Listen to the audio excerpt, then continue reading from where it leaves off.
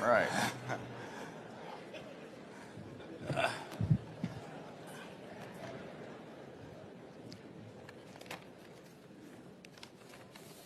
Am I live yet? Yeah. Morning.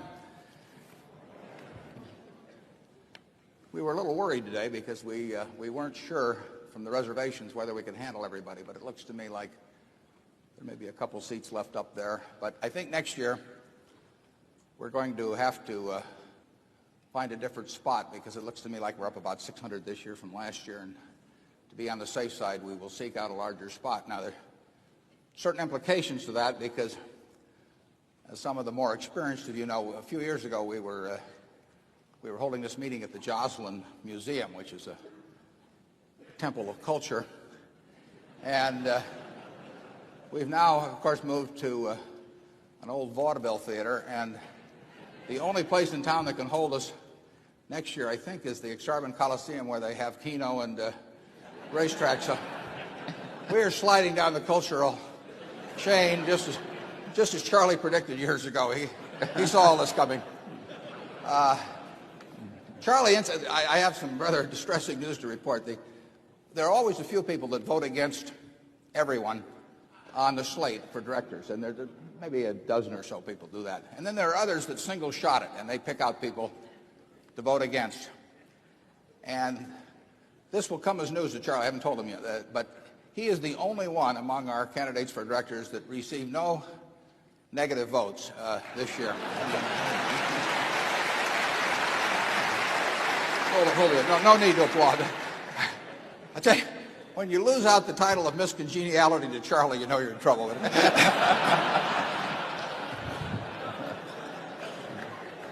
Now,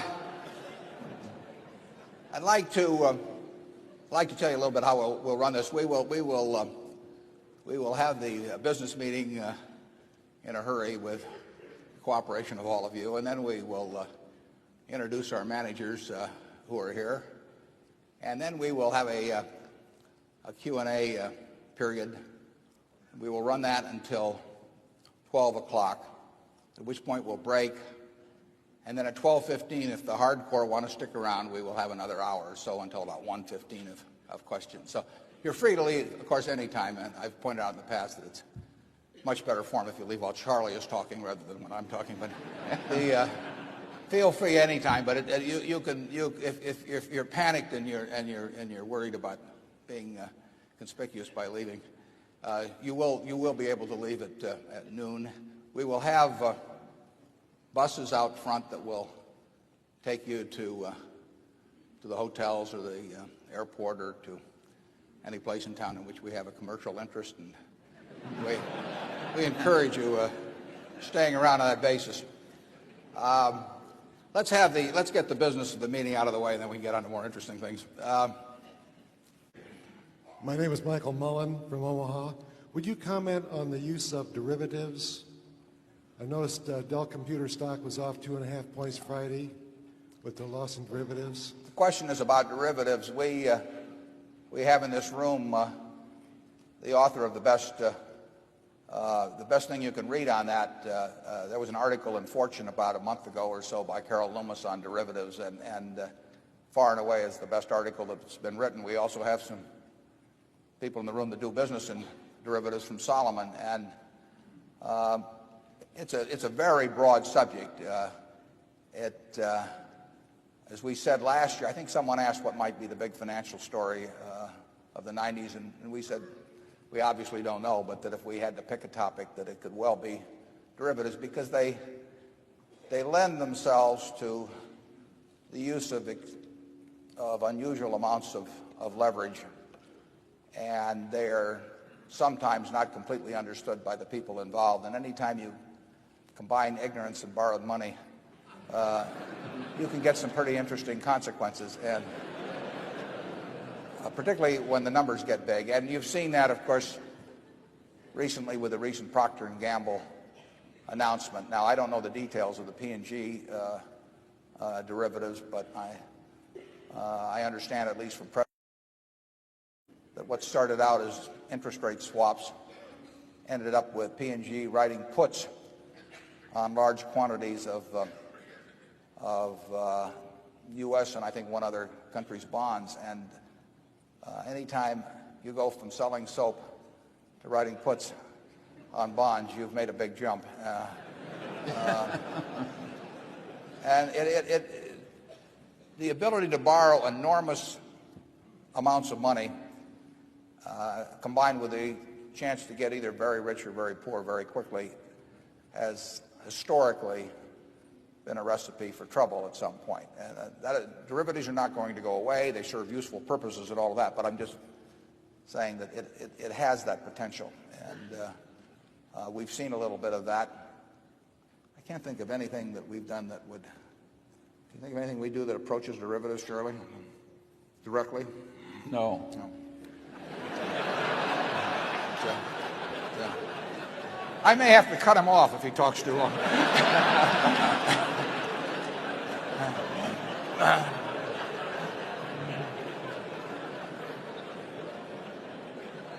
Is there anything you would like to add to your already extensive remarks? No. Okay. In that case, we'll go to zone 2.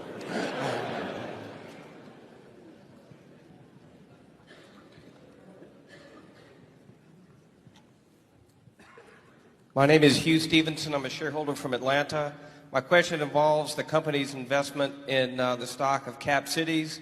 It's been my understanding in the past that that was regarded as one of the 4, quote-unquote, permanent holdings of the company. So I was a little bit confused by the disposition of 1 million shares. Could you clarify that? Was my previous understanding incorrect, or has there been some change, or is there a third possibility? Well, we have classified the Washington Post Company and Cap Cities and Geico and Coke in the category of permanent holdings. But in the case of 3 of those 4, the Washington Post Company, I don't know, maybe 7 or 8 years ago, Geico some years back, and now Cap Cities, we have participated in tenders where the company has repurchased shares. Now, the first 2, the Post and Geico, we participated proportionally. That was not feasible and incidentally not as attractive tax-wise anymore. The 1968 Tax Act changed the desirability of proportional redemptions of shares from our standpoint. That point has been missed by a lot of journalists in commenting on it, but it just so happens that the commentary that has been written has been obsolete in some cases by 6 or 7 years. But we did participate in the Cap Cities tender offer just as we did in the Post and Geico. We still are by far the largest shareholder of Cap Cities. We think it's a superbly run operation in a business that looks a little tougher than it did 15 years ago, but looks a little bit better than it did 15 months ago. Charlie, you have anything on? No. He's thinking it over now, though, before. Zone 3.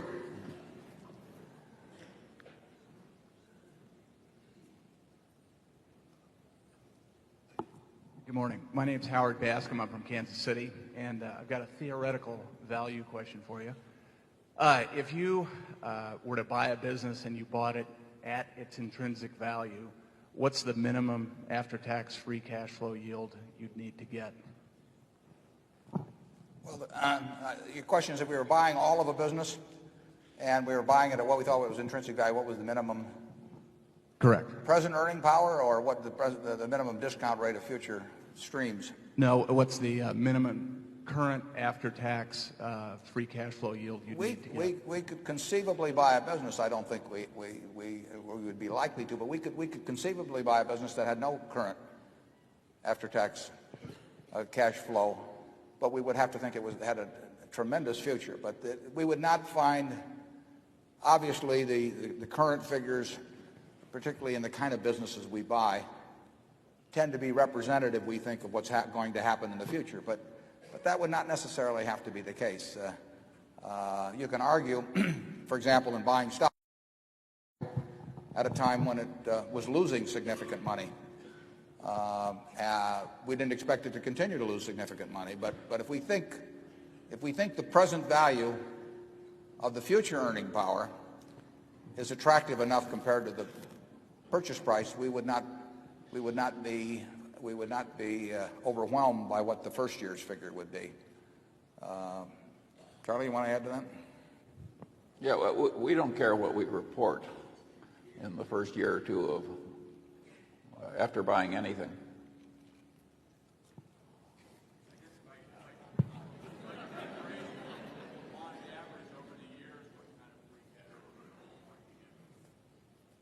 Well, I would say that in a world of 7% long-term bond rates, that we would certainly want to think we were discounting future after-tax streams of cash at least a 10% rate.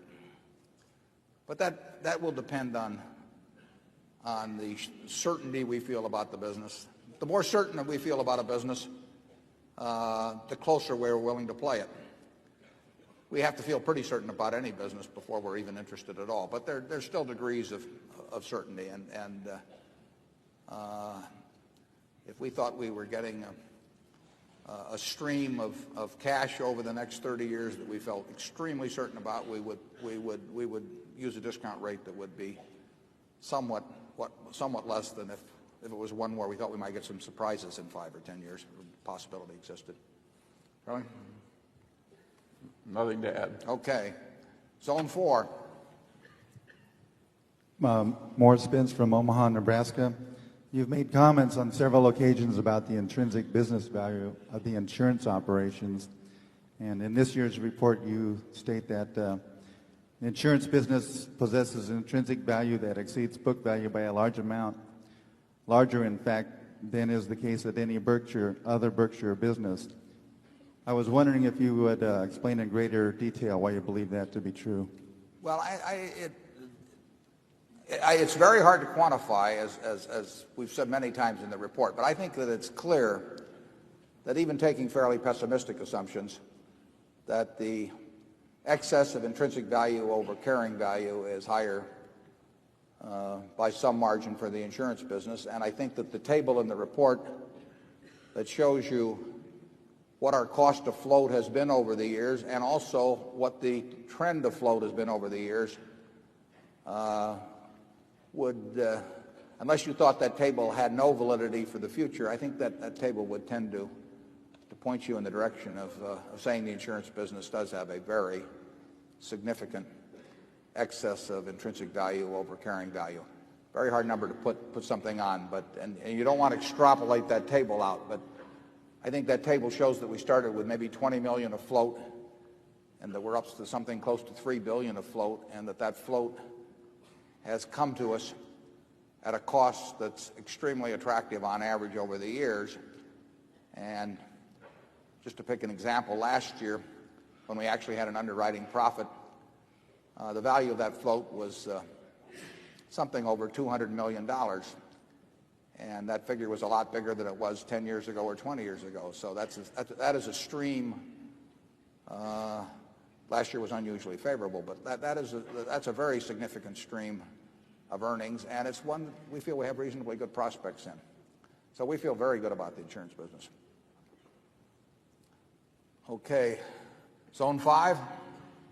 Yeah, my name is Cy Rademacher from Omaha. Is there any point at which your stock would rise to the point where you might split the stock? Surprise, surprise. I think I'll let Charlie answer that this year. He's so popular with the shareholders that I can afford to let him take the tough questions. I think the answer is no.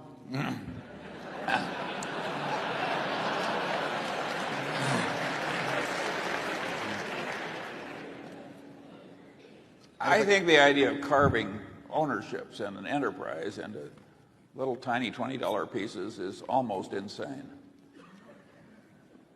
I mean, it's quite inefficient to service a $20 account, and I don't see why there shouldn't be a minimum as a condition of joining some enterprise. Certainly we'd all feel that way in a private enterprise.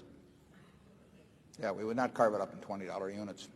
We find it it's interesting because every company finds a way to fill up its common shareholder list, and you can start with the A's and work through to the Z's, and every company in the New York Stock Exchange, one way or another, has attracted some constituency of shareholders. And frankly, we can't imagine a better constituency than is in this room. I mean, we don't think we can improve on this group, and we followed certain policies that we think attracted certain types of shareholders and actually pushed away others, and that is part of our eugenics program here at Berkshire. Yeah, just look around this room, and as you mingle with one another, this is a very outstanding group of people. And why would anybody want a different kind of a group? Yeah, if we follow some policies that cause a whole bunch of people to buy Berkshire for the wrong reason, the only way they can buy it is to replace somebody in this room or in this larger metaphorical room of shareholders that we have. So someone in one of these seats gets up and somebody else walks in. The question is, do we have a better audience? I don't think so. So I think Charlie said it very well. Zone 6.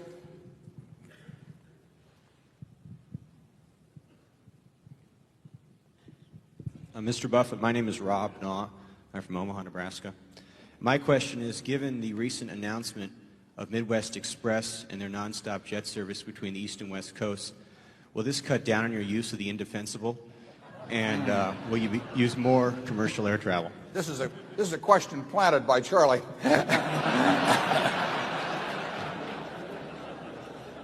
I think you should know. I take it to the drugstore at the moment, and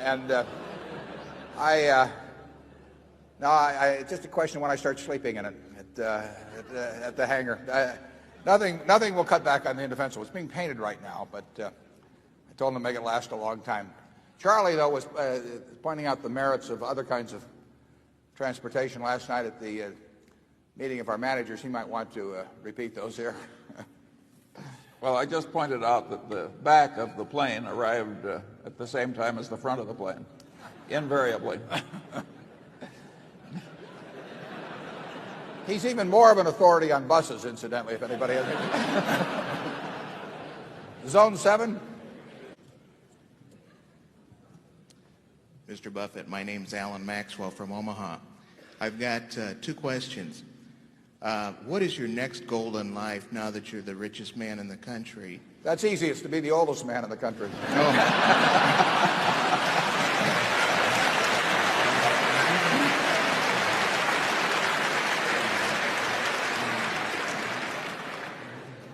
Secondly, you talk about good management with corporations and that you try and buy companies with good management. I feel that I have about as much chance of meeting good managers other than yourself as I do bringing Richard Nixon back to life. How do I, as an average investor, find out what good management is? Well, I think you judge management by two yardsticks. One is how well they run the business, and I think you can learn a lot about that by reading about both what they've accomplished and what their competitors have accomplished, and seeing how they have allocated capital over time. You have to have some understanding of the hand they were dealt when they themselves got a chance to play the hand. But if you understand something about the business they're in, and you can't understand it in every business, but you can find industries or companies where you can't understand it, then you simply want to look at how well they have been doing in playing the hand essentially that's been dealt with them. And then the second thing you want to figure out is how well that they treat their owners. And I think you can get a handle on that oftentimes. A lot of times you can't. I mean, there are many companies that obviously fall in somewhere in that 20th to 80th percentile, and it's a little hard to pick out where they do fall. But I think you can usually figure out. I mean, it's not hard to figure out that, say, Bill Gates or Tom Murphy or Don Keogh or people like that are really outstanding managers, and it's hard to figure out who they're working for. And I could give you some cases on the other end of the spectrum too. It's interesting how often the ones that, in my view, are the poorer managers also turn out to be the ones that really don't think that much about the shareholders, too. The two often go hand in hand. But I think reading of reports, reading of competitors' reports, I think you'll get a fix on that in some cases. You don't have to, you don't have to make 100 correct judgments in this business or 50 correct judgments. You only have to make a few. And that's all we try to do. And generally speaking, the conclusions I've come to about managers have really come about the same way you could make yours. I mean, they've come about by reading reports rather than any intimate personal knowledge or knowing them personally at all. So read the proxy statements, see what they think of, see how they treat themselves versus how they treat the shareholders, and look at what they have accomplished considering what the hand was that they were dealt when they took over, compared to what is going on in the industry. And I think you can figure it out sometimes. You don't have to figure it out very often. Charlie? Nothing to add. Okay, we're back to Zone 1.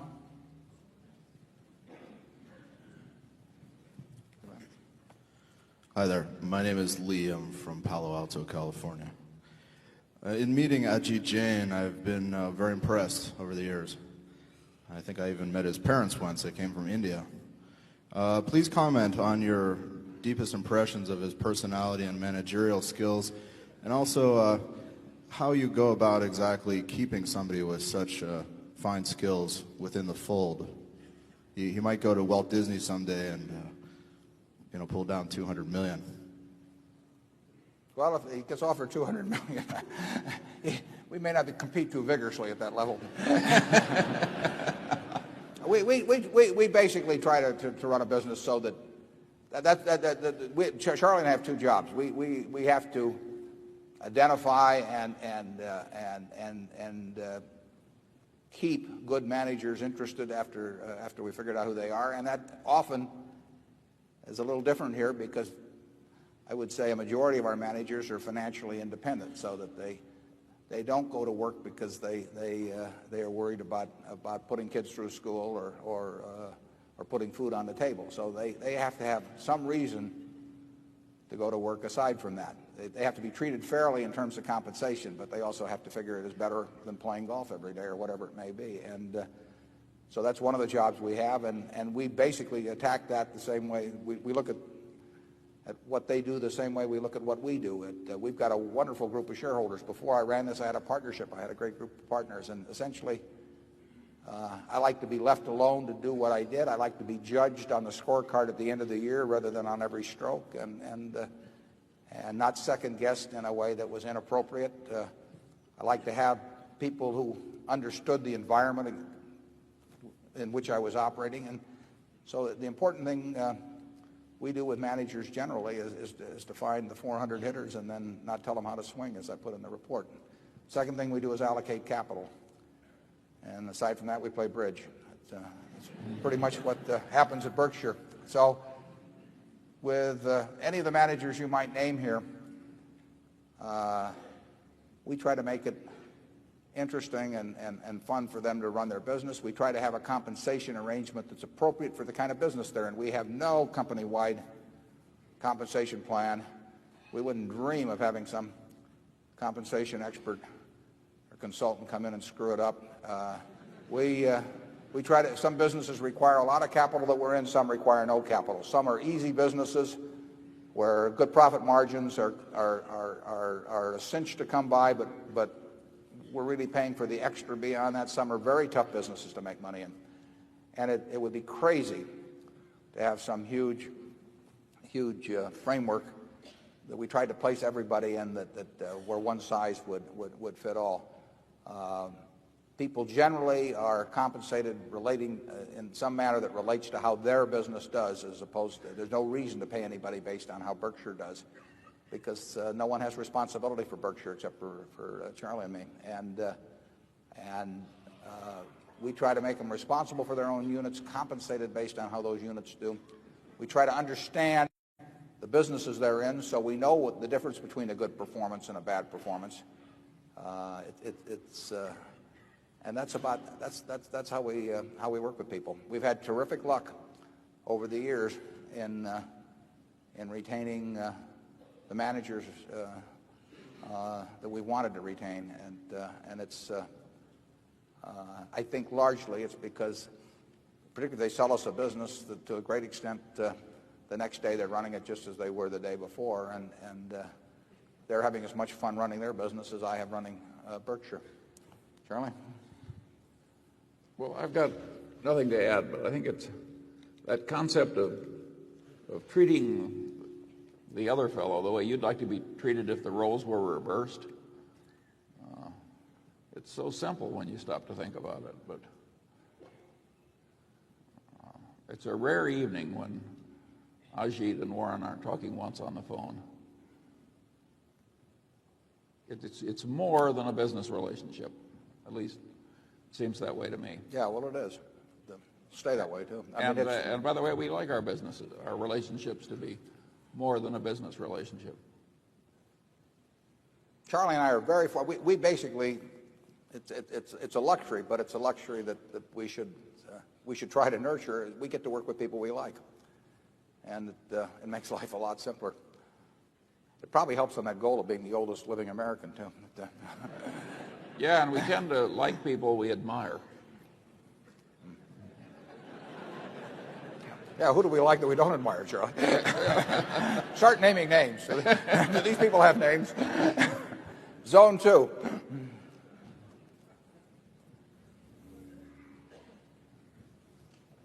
My name is Peter Bevelin from Sweden. How do you perceive Guinness long-term economics growth-wise? Fitz, is that? Would you repeat that, Fitz? Was it what firm growth-wise? Guinness. Oh, Guinness. Yeah, I'm not as much of an expert on Guinness's products as Charlie is. We proved that. You didn't hear me. He said I proved that. I made the decision to buy Guinness, and Guinness is down somewhat from. Actually, the price in pounds is about the same, but the pound is at about $1.46 or 7 against an average of $1.80 something. So we've had a significant exchange loss on that.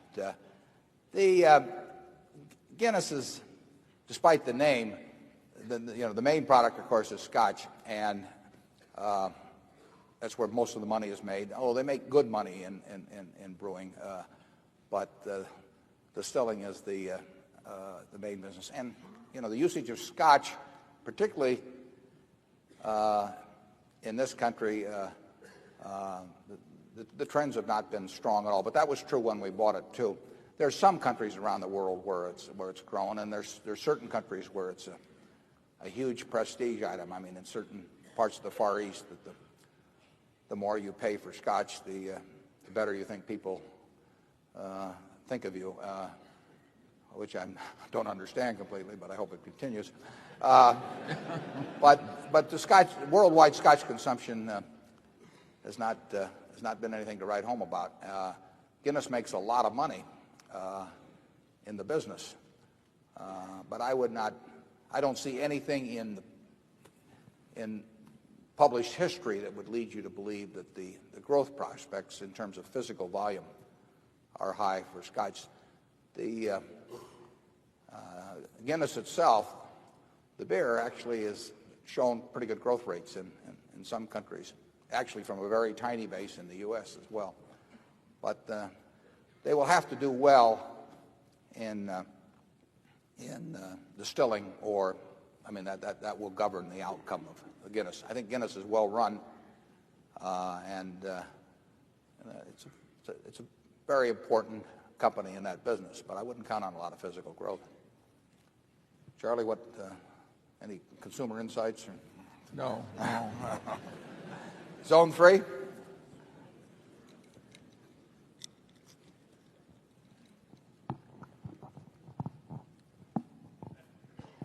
Mr. Buffett, my name is Arthur Collius from Canton, Massachusetts, and I'd like to know how you respond to the question that my associates asked me when they say that Berkshire Hathaway has been a good investment up to now, but if, God forbid, something happens to Mr. Warren Buffett.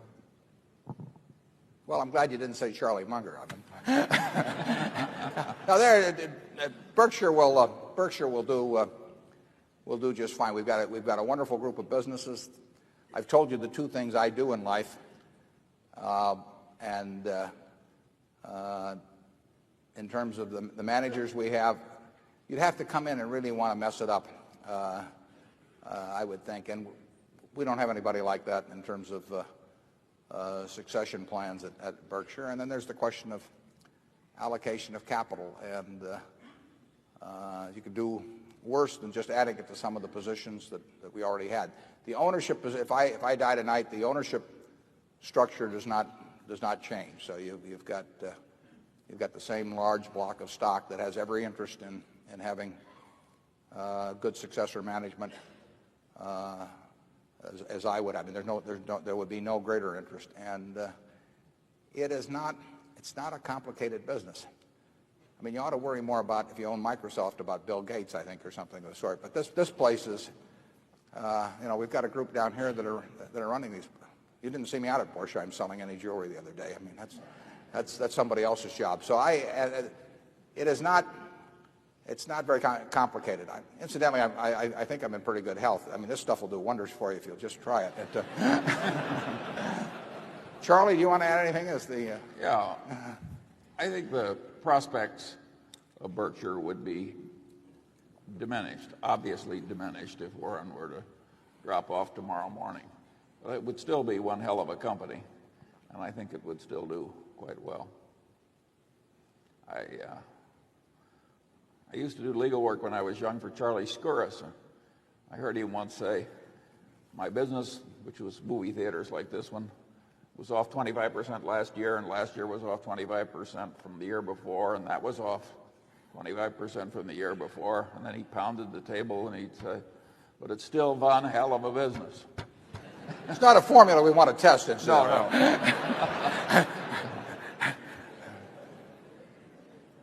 It is one hell of a business, though, we've got here. I mean, if you saw what happened at Berkshire headquarters, you would not worry as much. There's very little going on there that contributes to things. We're right now at our peak of activity. This is it. Zone 4. First of all, my name is Al Martin, and my wife, Terry, is here with me. And I appreciate the invitation to attend this meeting.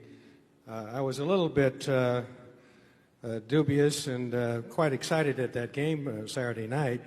I didn't know which side was going to throw the game to the other one, but I did find out at the end. The first question actually was somewhat answered, but not fully. Has the board considered a reverse split? My experience has been that... Would you like to make that a motion? There was a motion for a reverse split.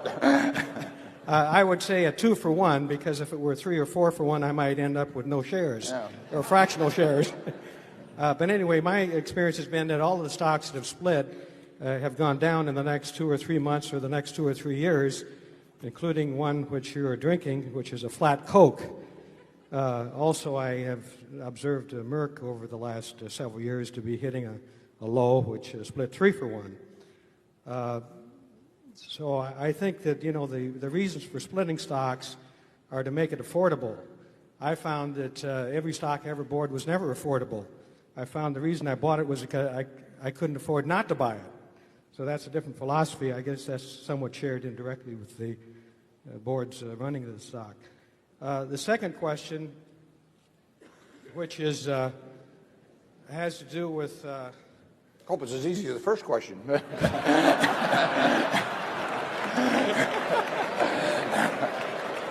I didn't want to wait for an answer to the first question for that reason, because it could be complicated and confusing and so forth. The second question has to do with could the board consider looking into a commodity broker or a lawyer or both that could take action similar to Hillary Clinton's? I think, making your net worth go up by a factor of 5 overnight is more than enticing. Some of us might even want to wait for 10 months to get 100-to-1 return on the money. Well, I want to say 530% in one day. Charlie has never done that for us. I mean, it really caused me to reassess succession plans at Berkshire. And Hillary may be free in a few years.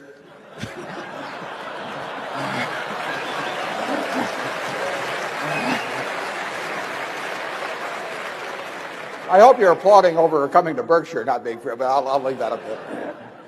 Okay, that was their second question. That was my second question. Of course, in my experience, it's been that most of us have thought through this situation, and I guess it's pretty speculative, but I found out that the rules and laws that are made for trading are interpreted rather than enforced, and I think that applied to this particular case. So let's go on to the third question. All right. They're getting easier. This one is real easy. My wife was a collector of blue chip stamps for many, many years, and she bought some stamps with her. What should she do with them? Well, we can give you a definitive answer to that. Charlie and I entered this trading stamp business to apply our wizardry to it in, 1969 or so, Charlie? Yes. We were doing what then, about 110 million? No, it went up to 120. Okay, and then we arrived on the scene, and we're going to do what, about 400,000 this year? Yes. Yeah. That shows you what can be done when your management gets active. We have presided over a decline of 99.5%. Yeah. But we're waiting for a bounce. And I would say this. The trading stamp business, as those of you who followed it all know, it only works because of the float. I mean, a very, very high percentage of the stamps in the 60s were cashed in. We have some years that we've gotten up to 99%, I believe, we sampled the returns because they were given out in such quantity. But our advice to anyone who has stamps is to save them because they're going to be collector's items, and besides, if you bring them to us, we have to give you merchandise for them. So tell her to keep them. They'll do nothing but gain in value over years. Going back, incidentally, to your point on the split, I think most people think that the stock would sell for more money split. We wouldn't necessarily think that was advisable in the first place, but in the second place, we don't think it would necessarily be true over a period of time. We think our stock is more likely to be rationally priced over time following the present policies than if we were to split it in some major way. And we don't think the average price would necessarily be higher. We think that the volatility would probably be somewhat greater. And we see no way that volatility helps our shareholders as a group. Zone 5. I am Peg Gallagher from Omaha. Mr. Buffett, are you interested in influencing Mr. Greenspan at the Fed to stop raising interest rates? Well, I wouldn't have any influence with him. He was on the board of Cap City some years ago, and I know him a bit. But I don't think anyone would have any influence with Mr. Greenspan on that point. But I generally think that his actions have been quite sound during his period as Fed chief. I mean, it's part of the job of the Fed, as Mr. Martin said many years ago, is to take away the punch bowl at the party occasionally. And that's a very difficult policy to quantify, working with markets day by day. And of course, it's always been the job of the Fed basically to lean against the wind, which of course means if the wind changes, you fall flat on your face. But that's another question.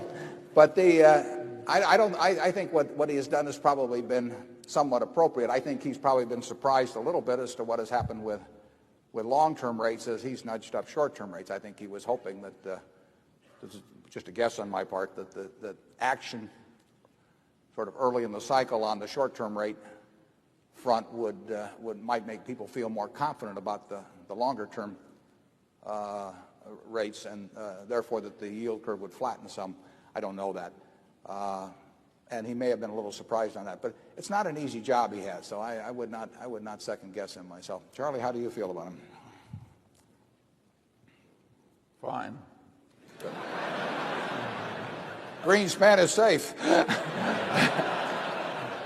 Zone 6. Mr. Buffett, I'm Lee Miller from St. Louis. There was an article in the April 18th Barron's that attempted to calculate the value behind each Berkshire Hathaway share. I'm sure you have some views on that, and I'd be very interested in your perspective on that issue. Yeah, there was an article about a week or so ago in Barron's. The same fellow wrote an article about 4 years ago, reaching pretty much the same conclusion, and I hope he hasn't been short in between. But I would say this: it is not the way I would calculate the intrinsic value of Berkshire, but everyone in securities markets makes choices on that. Every day somebody sells a few shares of Berkshire and someone buys, and they are probably coming to differing opinions about valuation. I would say that I found it strange that apparently he forgot we were in the insurance business, but that's not so. It really doesn't make any difference. I mean, we don't pay any attention to what people say about Coca-Cola stock or Gillette stock or any of those things. I mean, on any given day, 2 million shares of Coca-Cola may trade. That's a lot of people selling, a lot of people buying it. If you talk to one person, you'd hear one thing, and talk to another. You really should not make decisions in securities based on what other people think. If you're doing that, you should think about doing something else, because a public opinion poll will not get you rich in Wall Street. So you really want to stick with businesses that you feel you can somehow evaluate yourself. And Charlie and I, we don't read anything about what the economy is going to do, or the market's going to do, or what anytime I see some article that says, these analysts say this or that about some business, it doesn't mean anything to us. You cannot get rich with a weather vane. Zone 7. I'm Edward Barr from Lexington, Kentucky, and I'd like to ask, given the amount of capital in the banking industry, do you think that more banks should be buying back significant amounts of their stock, like SunTrust, versus just the token amounts that they're buying back, or just the authorized amounts? And then also, related question in banking, are banks too focused on goodwill amortization when declining to buy other banks for cash, thereby using purchase accounting, versus the normal practice in the industry of pooling accounting, even when the stock that they issue may be depressed or undervalued? Well, the first question about the capital in the industry, that you really have to look at that on a bank-by-bank basis, and there is a lot more repurchasing of shares by banks taking place. You mentioned SunTrust, but National City they bought it back, I think 5% of their, National City of Cleveland bought back 5% of their stock in the first quarter. There's much more repurchasing going on, and that's simply a judgment call by management that as to the level of capital they need going forward, and what level of capital enables them to earn the return on equity that they think appropriate, and what they feel like paying for their own shares. So I think you have to look at that on case by case. We certainly like it. If we were to own a bank, we would, or own shares in a bank, we would like the idea of the bank repurchasing its stock at a price that we thought was attractive. We would think that they probably knew more about their own bank than some other bank they were going to buy, and that if the numbers are right, it's an attractive way to use capital. Your second question about goodwill amortization and purchase accounting versus pooling, we care not. At Berkshire, it absolutely makes no difference to us what accounting treatment we get on something. We are interested in the economics of a transaction. Some banks, some businesses generally, most businesses perhaps, prefer pooling because they don't like to take a goodwill amortization charge. We think our shareholders are smart enough, particularly if we make it clear to them the accounting consequences. We think they're smart enough to look through to the economic reality of what Berkshire's businesses are all about. And I think that some managements sell short their own ownership group by doing various kinds of financial acrobatics in order to have the charges come in a certain way, rather than, as you point out, often they might be better off buying for cash rather than their own stock as currency, but they may prefer to use their own stock because they avoid goodwill charges. we've written a few things on goodwill in the past, in past annual reports that might get to that subject. We don't care what accounting. We sort of rewrite the accounting for any business that we're looking at, because in our heads we want to have, in effect, a standardized way of looking at businesses.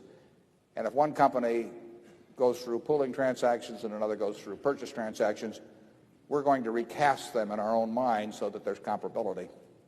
Charlie?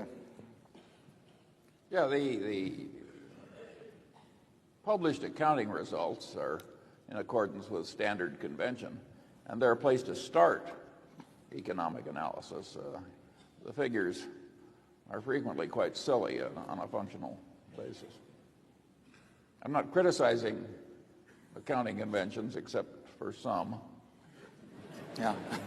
But I think it's just a place to start thinking about economic reality. By their nature, they can't tie perfectly. They can't even tie very well to economic reality. We regard it as a negative when we find a management that's preoccupied with accounting considerations, but we find it so frequent that we can't afford to use it as a total exclusionary factor. It really surprises me how many managements focus on accounting and the time they spend on it. It's really unproductive. If you find a management that doesn't care about the accounting but does explain to you in clear terms what's going on, I think you should regard that as a plus in owning a security. Zone 1.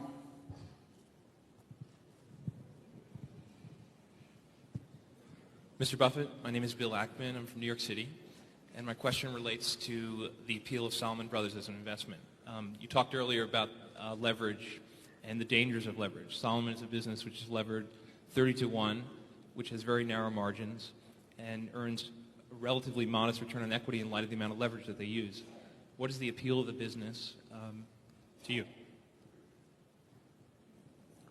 We have here today the chief executive of Salomon Inc., the parent company, and also the chief executive of Salomon Brothers, the investment banking arm. And I would say one of the things Charlie and I feel extraordinarily good about are the two fellows that are running that operation. They did an exceptional job under extraordinarily difficult circumstances, as did John McFarland, who's also here today. The three of them, I mentioned 4 people in the annual report, and Salomon wouldn't be here today without those three, and it wouldn't be the company in the future that it's going to be without them. And they did an absolutely fabulous job. It's the sort of business that, as you point out, uses a lot of leverage. It doesn't, in one way, it doesn't use as much as it looks like, in another way, it uses even more than it looks like.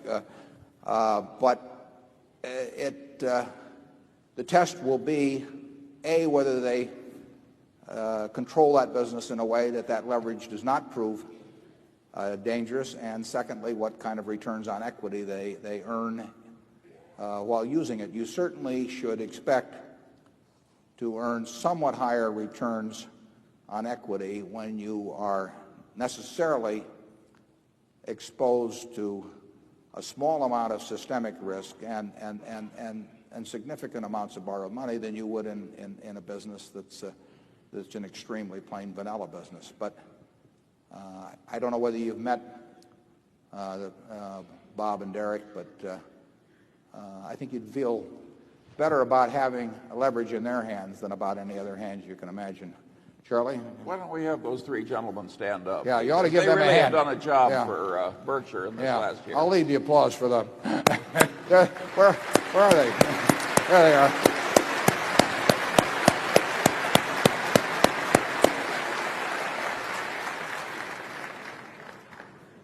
I've mentioned this before, but it's worth mentioning again. Derek took on the job of being the operating head of Salomon Brothers on August 18th, 1991. He couldn't know what he was getting into exactly. 2 months later or 3 months later, we never had a conversation about compensation. He did not ask me for Berkshire or my guarantee for indemnification because he was walking into unknown legal problems we didn't know what we would finally uncover. And he worked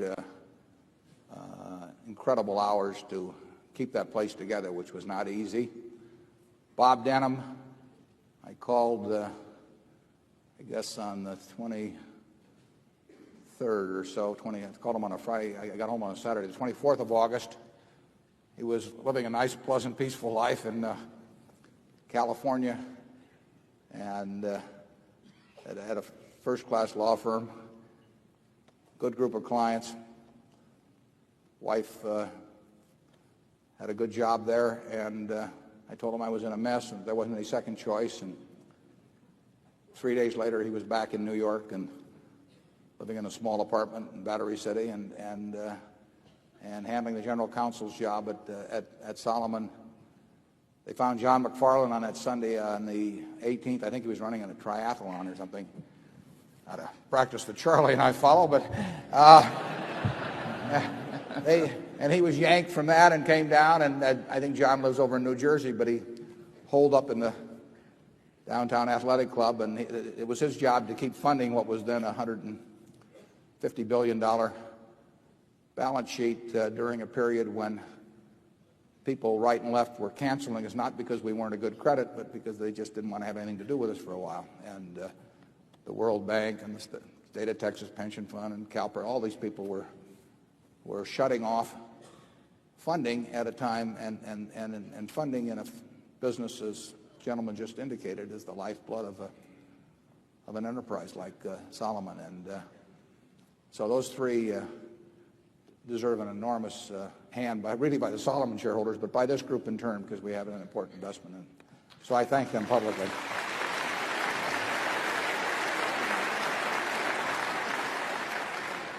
Zone 2.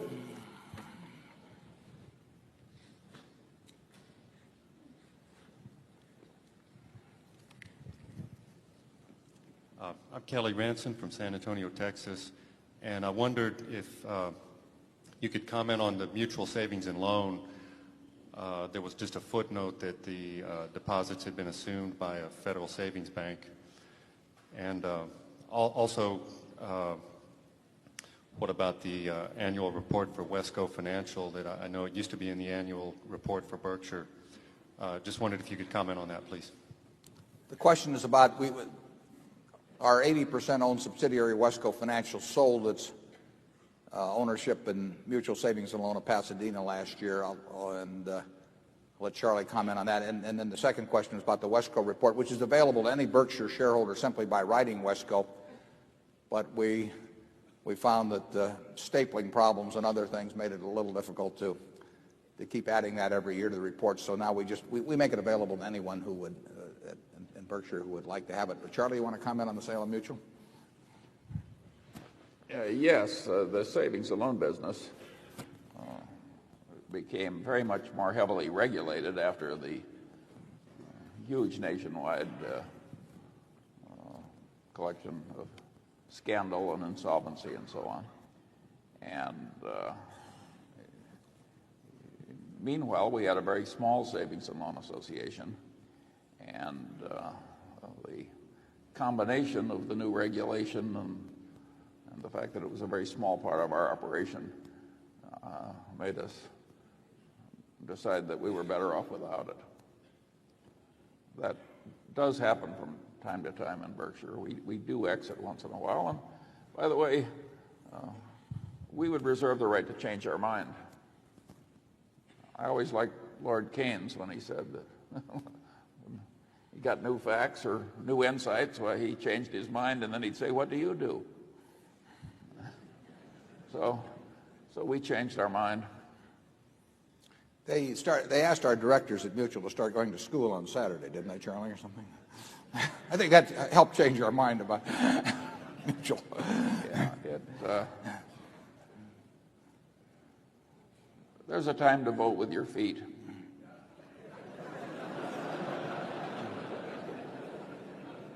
And even your wallet. Yeah. Zone 3. Chicago. Can you speak to some of the economic characteristics of the shoe industry that allow the business to be profitable and, in your view, attractive? I didn't hear that. Did you hear that, John? He wanted you to comment on the merits of the shoe industry. Well, I think our feelings for the shoe industry are very clear from what's been happening the last few years. We think it's a great business to be in as long as you're in with Frank Rooney and Jim Isler and Peter Lunder and Harold Alfont. Otherwise, it hasn't been too good. We have a couple of extraordinary shoe operations, but they're not extraordinary because we get our leather from different steers or anything of the sort. We have two companies, really three now that Lowell's been brought in too, but that have truly extraordinary records. I think those same managements would have been enormous successes in any business they've gone into, but they have gone into they are in the shoe business, and the companies earn unusual returns on equity. They earn unusual returns on sales. They've got terrific trade reputations. And I think that to the extent we can find ways to expand in the shoe business while employing those managements, we'll be very excited about doing so. It isn't because we think that the shoe industry is any cinch, per se, or anything of the sort, but we've got a lot of talent employed in the shoe business, and whenever we've got talent, we like to try and figure out a way to give them as big a domain as we can. And it's not inconceivable that we would expand the shoe business,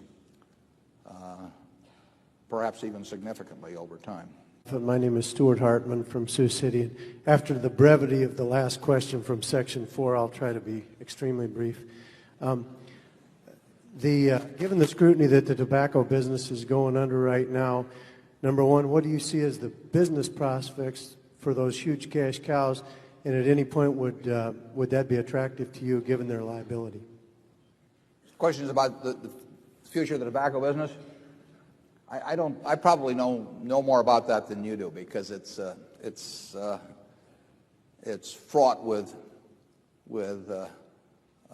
questions that relate to societal attitudes, and you can form an opinion on that just as well as I could. But I would not like to have a significant percentage of my net worth in the tobacco business myself. But they may have better futures than I envision. I don't really think that I have special insights on that. Charlie, you? No. You have to come to a conclusion as to how society is going to want to treat, and the present administration for that matter. The economics of the business may be fine, but that doesn't mean it has a great future.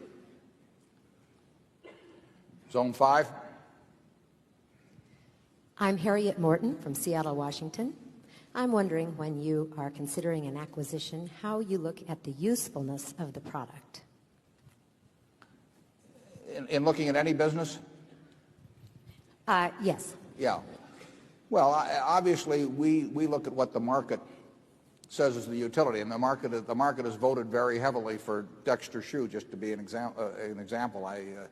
I don't know how many pairs of shoes they were turning out back in 1958 or thereabouts, but year after year, people have essentially voted for the utility of that product.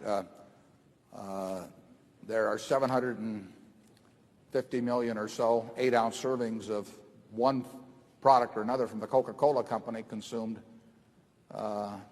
every day around the world, and there are those of us who think the utility is very high. I can't make it through the day without a few. But there are other people that might rate it differently. But essentially, people are going to get thirsty, and if this is the way they take care of their thirst better than, and they prefer that to other forms, then I would rate the utility high of the product. But I think it's hard to argue with the market on that. I mean, some people may think that listening to a rock concert is not something of high utility. Other people may think it's terrific. And so we would judge that. I don't think we would come to an independent decision that there was some great utility residing in some product that had been available to the public for a long time, but the public had not endorsed in any way. Charlie? Well, I think that's right, but I'd say averaged out we're in a bunch of high utility products. I mean, nurses' shoes, work shoes, casual shoes. We don't have a lot of, Italian pumps. Don't rule it out, Charlie. We may be here next year defending it. So I just say if you judge the existing portfolio as indicating what the future is likely to be like. Well, certainly a lot of essentials were sold out of Borsheims yesterday. Yes.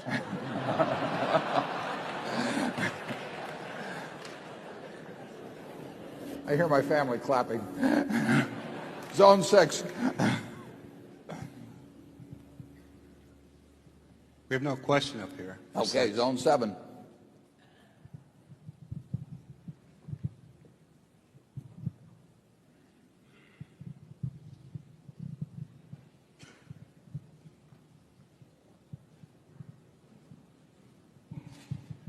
Good morning, Mr. Buffett. I have a niece here who has a son named Berkshire. So I'm Chris Blunk from Omaha. My first question is, in years past, we've had samples of various products. When are we going to have some Guinness? Some what now? Guinness samples. My second question is, in light of the multiple disasters that have taken place in L.A., has that had any impact on the cats for Berkshire? On our super cat business? Yeah. The LA earthquake, which is originally, I believe the first estimate of insured damage was $1.5 billion, which struck us as kind of ludicrous, but has now escalated. The last official estimate, the one we use that's a trigger in our policies, I think is either $4.5 billion or $4.8 billion, but it's going to be higher than that. Our losses are fairly minor. If it gets to $8 billion of insured damage, that would trigger another policy or two.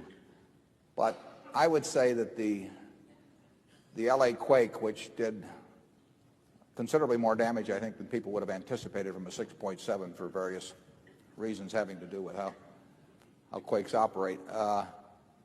That quake is not going to turn out to be of any real. It's not the kind of super cat that a $15 or $20 billion hurricane which hit Florida or Long Island or New England would be. That's the kind of we could lose, or we could pay out $600 or $700 million in sort of a worst case super cat. Now our total premiums this year might be, say, $250 million or something in that area. So one super cat in the wrong place would produce, and there could be more than one, could produce, we'll say, a $400 million or thereabouts underwriting loss from that business. The LA quake is peanuts on that scale, but it wouldn't have taken a whole lot more in terms of numbers on the Richter scale if it happened to have an epicenter where it did and be of the type that it was, relatively shallow, that we could have had that sort of thing happen. I think that the insurance industry has vastly underestimated, maybe not now, but up till a few years ago, the full potential of what a super cat could do. But Hurricane Andrew and the LA quake may have been something of a wake-up call. They were far from a worst-case situation. A really big Type 5 hurricane on Long Island would end up leaving a lot of very major insurance companies in significant trouble. We define our losses. Essentially, $700 million sounds like a lot of money. It is a lot of money, but there are limits on our policies. That is not true of people that are just writing the basic homeowners or business. those losses could go off the chart. There were certain companies in the LA quake that thought they had what they call a probable maximum loss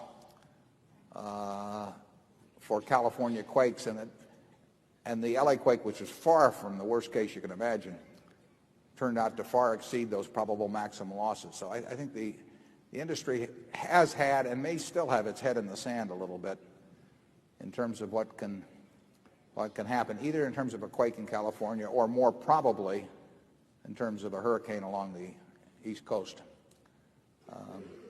So far this year, we're in reasonable shape, but that doesn't mean much because by far the larger exposure is in hurricanes, and essentially 50% of the hurricanes hit in September, and I think it's about 15% would be in August, close to 15% in October. So you have 80% roughly in those 3 months, and then there's a little tail on both sides. But that's when you find out whether you've had a good or bad year in the supercat business, basically. It's a business we like at the right rates because there are very few people that can afford to write it at the level that the underlying company, the reinsured companies, need it. And we are in a position, if the rates are right, to do significant business. Charlie? Nothing to add. Zone 1?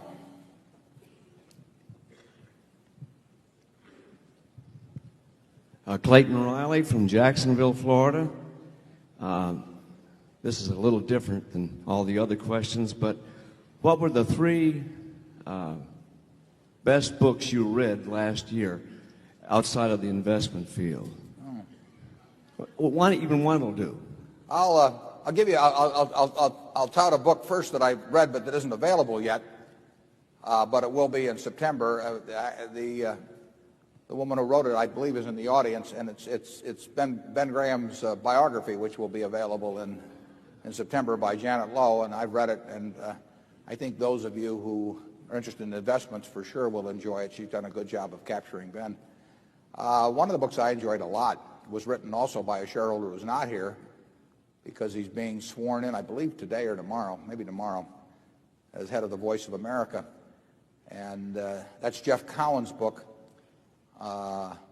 which is on the People versus Clarence Darrow. It's the story of the Clarence Darrow trial for essentially jury bribery in Los Angeles back around 1912 when the McNamara brothers had bombed the L.A. Times. And it's a fascinating book. Jeff uncovered a lot of information that previous biographies of Darrow didn't have. I think you'd enjoy that. Charlie? Well, I very much enjoyed Connie Brooks' biography, Master of the Game, which was a biography of Steve Ross, who headed Warner and later was, co-chairman of Time Warner. Yeah, a little more than co-chairman. Yeah, and she's a very insightful writer, and it's a very interesting story.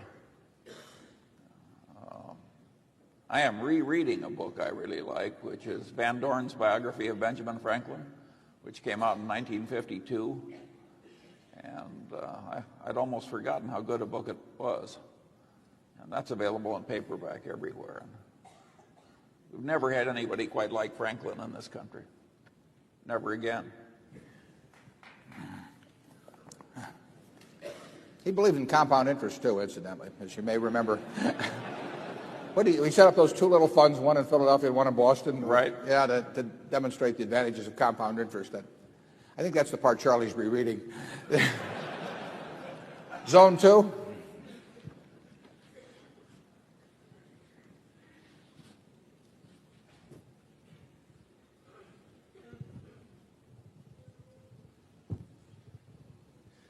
Thank you for teaching so much to all of us about business. My name is Mike Assail from New York City.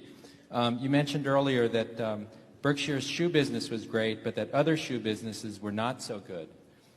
What are the uncertainties of the global brand leaders that the Berkshire seems to like? They like Coke and Gillette. the global brand leaders in the shoe business being Nike and Reebok.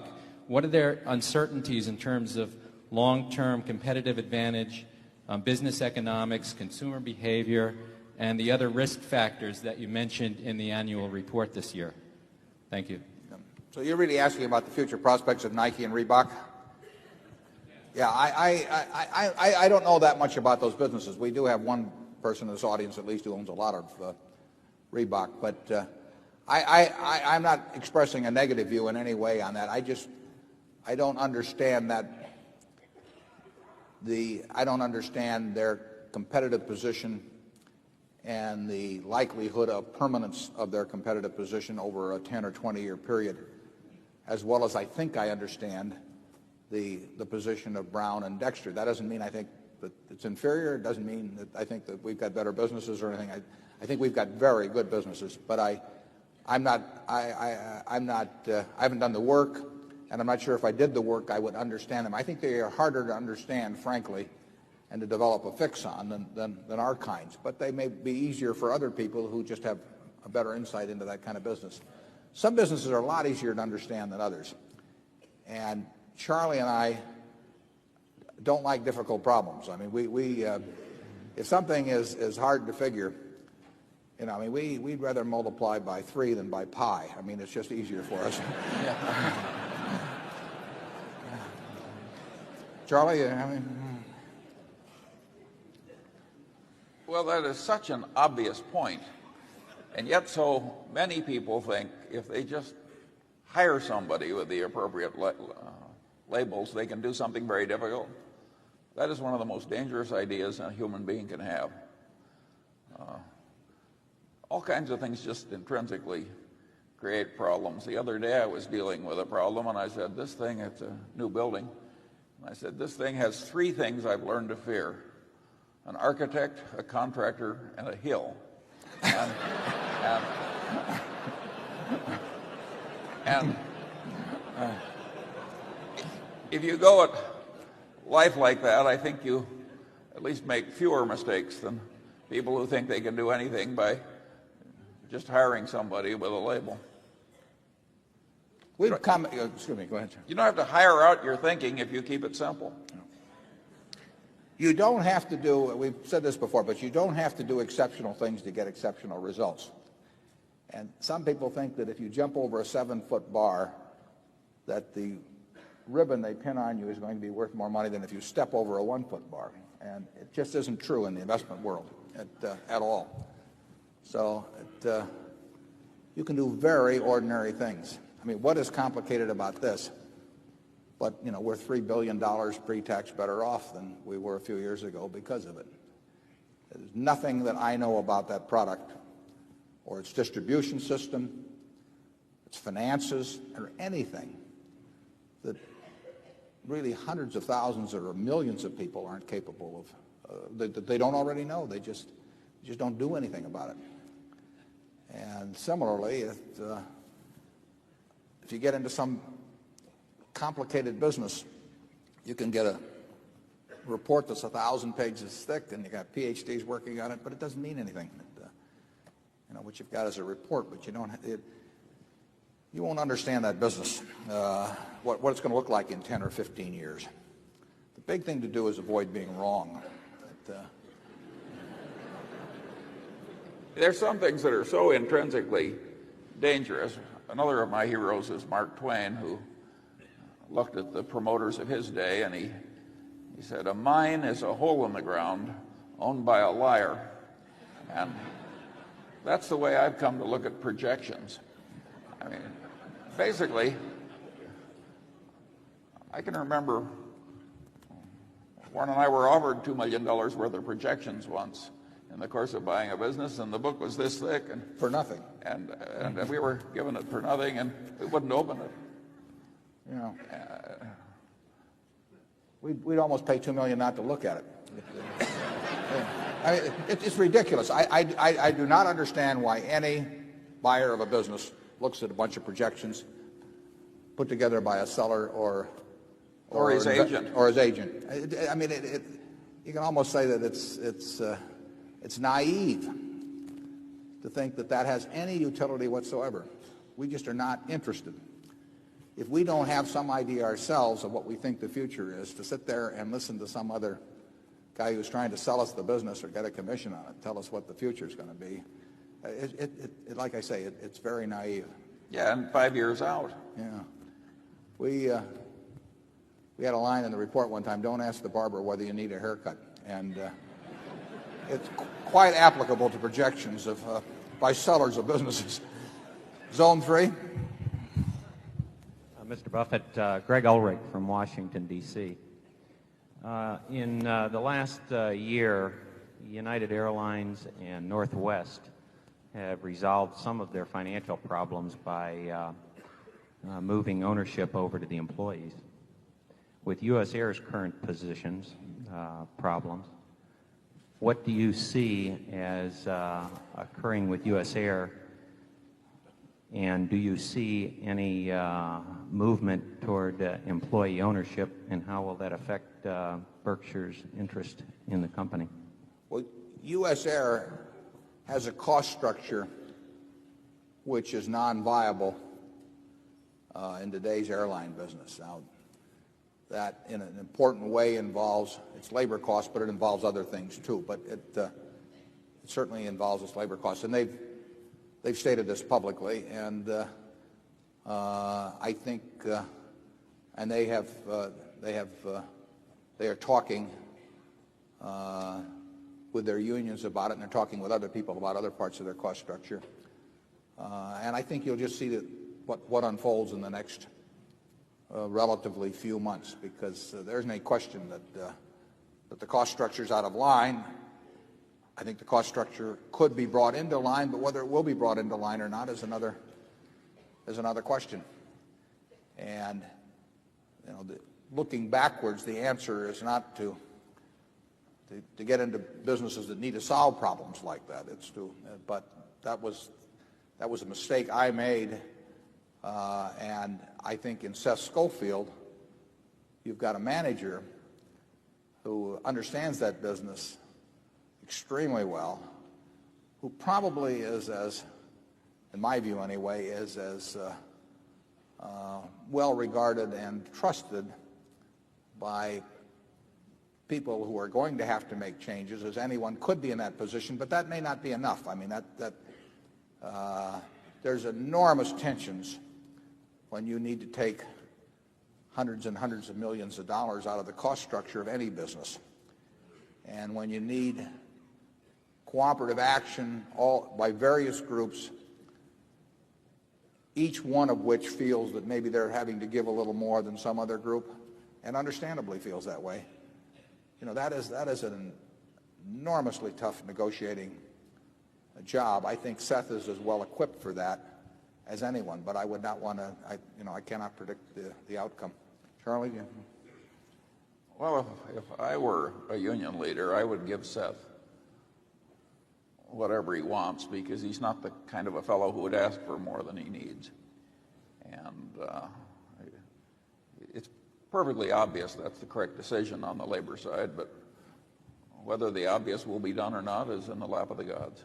That's a lot of people with a lot of different motivations, and those are really tough questions. I mean, Charlie and I have been involved with that sort of thing a few times, and frequently it works out, but it's not preordained. Zone 4. My name is Sheldon Zizek from Chicago, Illinois. I have two questions. The first one is concerning Mr. Munger. We know what Mr. Buffett's retirement plans are. I was wondering what your plans for the future concerning Berkshire are. I've always preferred the system of retirement where you can't quite tell from observing from the outside whether the man is working or retired.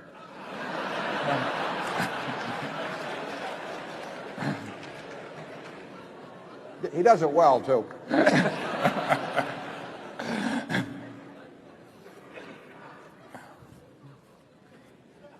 A problem in many businesses, particularly the more bureaucratic ones, is that your employees retire, but they don't tell you.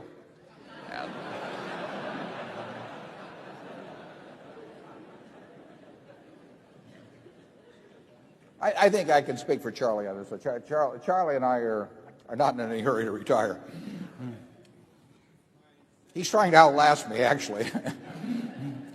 Thank you. My second question is, I was just curious why you sold a portion of Cap Cities. We thought that it was a good idea for Cap Cities to have a tender offer. They had cash that we thought that they could not use in any. They were not likely to be able to use in a better way than repurchasing their own shares because they do have some very good businesses. They and we felt that a tender offer would not be successful in terms of attracting a number of shares unless Berkshire were tendering. We felt the price was reasonable to tender at. It turned out that the business was getting stronger during that period and various things were happening in media. So there were only 100,000 shares or so tendered outside of our million. That isn't necessarily what we thought was going to happen going in, but that is what happened. It's acceptable to us, but that doesn't mean that it was the desired outcome. We would not have tendered all of our shares or anything of the sort. We wanted to remain a substantial shareholder of Cap Cities. Most of the time we've favored Cap Cities buying in its stock, and it's bought in a fair amount of stock since the ABC merger took place started in 1986. Zone 5. Good morning. My name is Matt Vogt. I'm from Omaha. Last year's meeting, you made reference to structured settlements. I was wondering, how is that business progressing for you? The question's about the structured settlement business, which is a business in which Berkshire guarantees,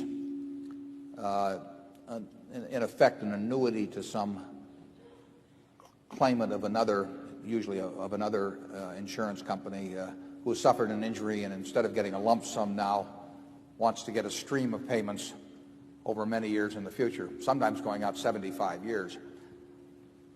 We have set up a life company to do that business. We formerly did it all through our property casualty companies. And we have done some business, but it's not been a big business yet.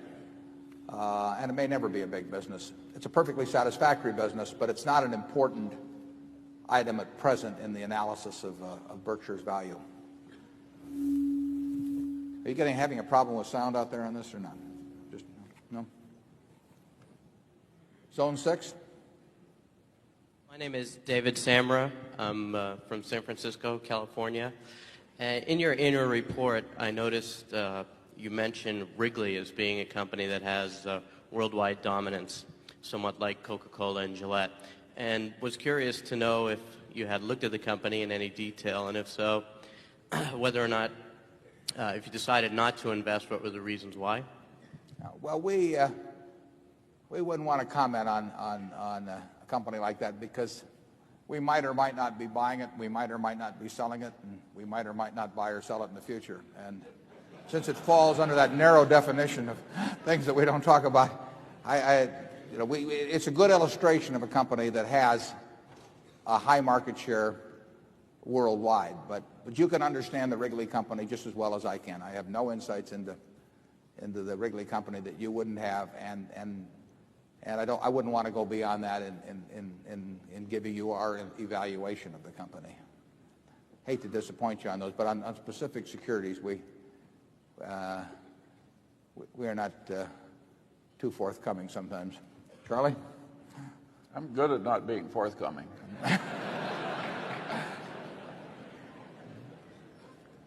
Zone 7. Mr. Buffett, Kathleen Ambrose from Omaha. I have a question regarding global diversification, just in general. What do you look for in a company? And if so, as far as Europe or Latin America, if you'd like to be specific. Yeah. The question is about global diversification. All we want to be in is businesses that we understand, run by people that we like, and priced attractively compared to the future prospects. So there is no specific desire to either be in the rest of Europe or the rest of the world or Far East or to avoid it. It's simply a factor that it's not a big factor. There may be more chances for growth in some countries, 80% of Coca-Cola's earnings, roughly, will come from outside the United States. 80% of Guinness's earnings will come from outside the United States, but they're domiciled outside the United States, whereas Coca-Cola is domiciled here.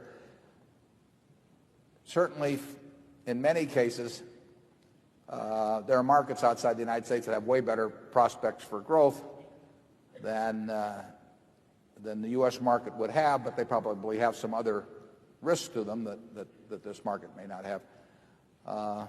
But we like the international prospects, obviously, of a company like Coke. We like the international prospects of a company like Gillette. Gillette earns 70% of its money outside this country. So if you look on a look-through basis, Coke, we might this year get something like $150 million of earnings indirectly for Berkshire's interest from the rest of the world just through Coca-Cola alone. But we don't make any specific, we don't think in terms of, I like this region so I want to be there or something of the sort. It's something that's specific to the companies we were looking at, and then we'll try to evaluate that. Coke is expanding in China. Well, I think, I forget what they showed last year, maybe 38% growth or something like that in cases. It's nice to have markets like that are relatively untapped. Actually, Gillette is expanding in China in a big way, and the Chinese don't shave as often, and more of them are what they call dry shavers than wet shavers there, which is electric shavers. But maybe we could stick something into Coke that would come. Maybe a little synergy at Berkshire finally. Who knows? Zone 1.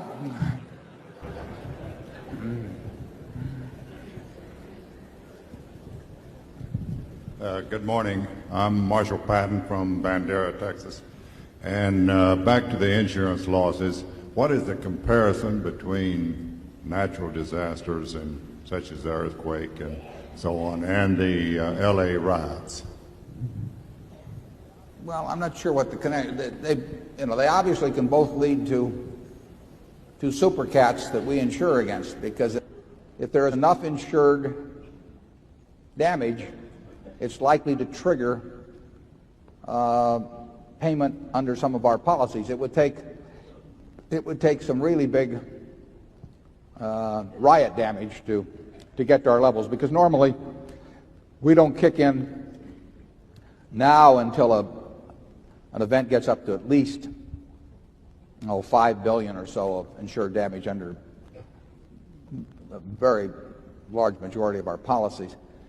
Something like a quake causes a fair amount of damage that is not insured, because to the extent that it's highways and things of that sort, public buildings, a lot of that is not insured. But you get interesting questions on this. Usually we insure an event. But what's an event? If you go back to the riots that occurred after Martin Luther King was shot, you had riots in dozens of cities. Is that one event, or is that a multiple number of events? I mean, they're started by different people, but maybe arising from a common cause. Some of those things aren't actually very well defined, even after hundreds of years of insurance law and custom, the experience of that. But I would say that rioting is very unlikely to get to a level that triggers our policy. The big risks we face are quake and hurricanes are more significant risks than quake. They call them typhoons in the Pacific Ocean. But floods, tremendous damage from floods last year. But basically, there's not a lot of private flood insurance bought, so the insured losses do not get large. Just watch the Weather Channel. Zone 2.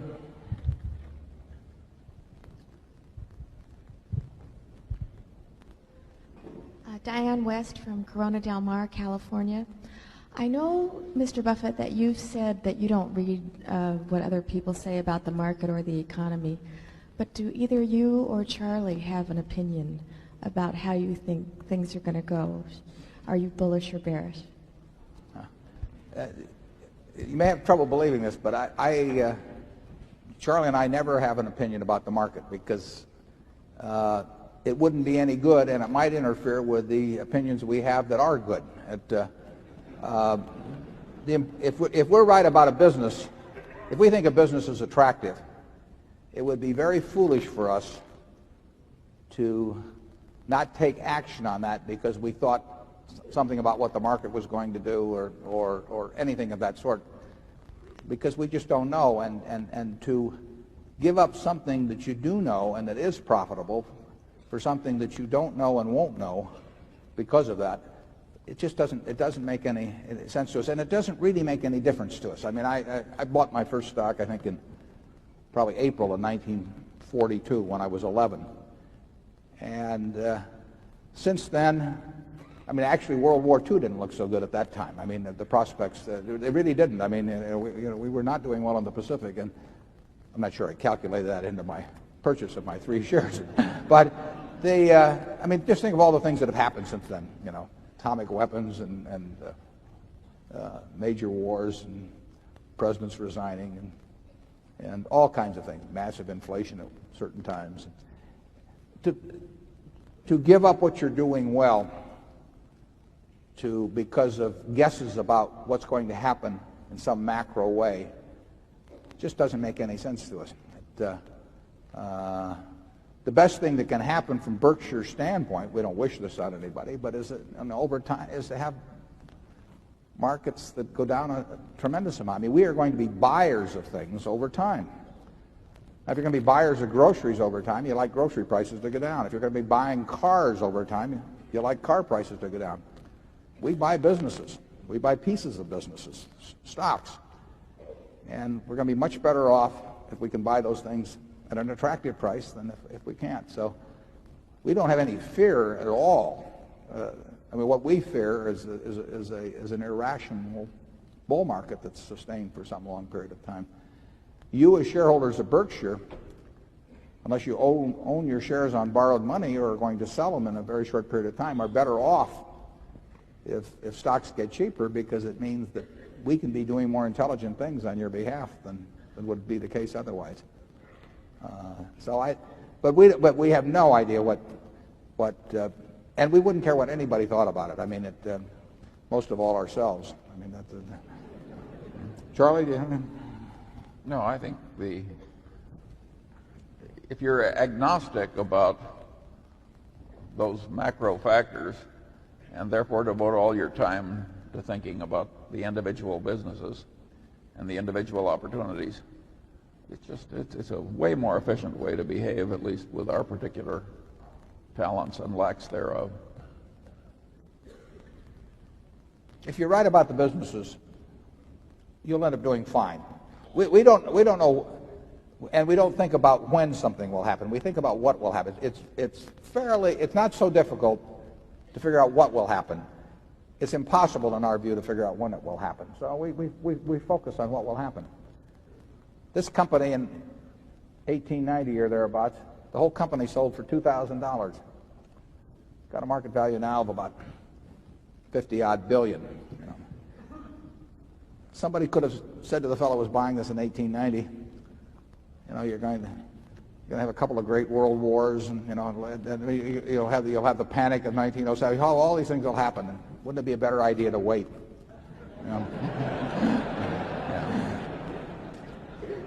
We can't afford that mistake, basically. Yeah. Zone 3. I'm Tim Medley from Jackson, Mississippi. Last year, the question was asked about your preference for purchasing entire businesses versus parts of public companies. You mentioned you preferred to buy private businesses because of the tax advantages and your attraction to the people in those businesses. Are you finding today that there are better purchases within the private market versus in the public securities markets? Well, I would answer that no. We very seldom find something to buy on a negotiated basis for an entire business. We have certain size requirements. big limiting factors has to be something we can understand. I mean, that eliminates 95% of the businesses, and we don't pay any attention to them, but we get lots of proposals for things that are just totally outside the boundaries of what we've already said we're interested in. We prefer to buy entire businesses or 80% or greater interest in businesses, partly for the tax reasons you mentioned, and frankly, we like it better. It's the kind of business we would like to build if we had our absolute druthers on it. Counter to that is we can usually get more for our money in wonderful businesses in terms of buying little pieces of them in the market, because the market is far more inefficient in pricing businesses than is the negotiated market. You're not going to buy any bargains, and I mean you shouldn't even approach the idea of buying a bargain in a negotiated purchase. You want to buy it from people who are going to run it for you. They want to buy it from people who are intelligent enough to price their business properly, and they are. I mean, that's the way things are. The market does not do that. The market, in the stock market, you get a chance to buy businesses at foolish prices, and that is why we end up with a lot of money in marketable securities. If we absolutely had our choice, we would own we would own 3 times the number of businesses we own outright. We're unlikely to get that opportunity over time, but periodically we'll get the chance to find something that fits our tests, and in between we will, when the market offers us the right prices, we will buy more, either businesses we already own pieces of, or we'll buy 1 or 2 new ones. Something's usually going on. There are tax advantages to owning all of them, but that's more than offset by the fact that you'll never get a chance to buy the whole Coca-Cola company or the whole Gillette company. The businesses like that, the sensational businesses, are just not available. Sometimes you get a chance to make a sensible purchase in the market of such businesses. Charlie? Well, I think that's exactly right. And if you stop to think about it, if 100% of a business is for sale, you've got the average corporate buyer is being run by people who have the mindset of people buying with somebody else's money, and we have the mindset of people buying with our own money. And there's also a class of buyers for 100% of businesses who are basically able and shrewd financial promoters. I'm talking about the leveraged buyout funds and so on. And those people tend to have the upside but not the downside in the private arrangements they've made with their investors. And naturally, they tend to be somewhat optimistic.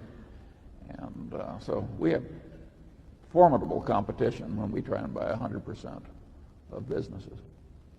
Most managers are better off in terms of their personal equation if they're running something larger. Now, they're also better off if they're running something larger and more profitable. But the first condition alone will usually leave them better off. We're only better off if we're running something that's more profitable. We also like it if it's larger too. But our equation actually, our personal equation is actually different than a great many managers in that respect. Even if that didn't operate, I think most managers psychically would enjoy running something larger. And if you can pay for it with other people's money, I mean, that gets pretty attractive. How much would and let's just say you're a baseball fan. Well, how much would you pay to own whatever your hometown, the Yankees? You might pay more if you were writing a check on someone else's bank account than if you were writing it on your own. It's been known to happen. And in corporate America, animal spirits are there, and those are our competitors on buying entire businesses. In terms of buying securities, most managers don't even think about it. It's very interesting to me because they'll say that they'll have somebody else manage their money in terms of a portfolio of securities. Well, all that is a portfolio of businesses. And I'll say, well, why don't you pick out your own portfolio? They'll say, that's much too difficult. And then some guy will come along with some business that they never heard of a week before and give them some figures and a few projections, and the guy thinks he knows enough to buy that business. It's very puzzling to me sometimes. Zone 4.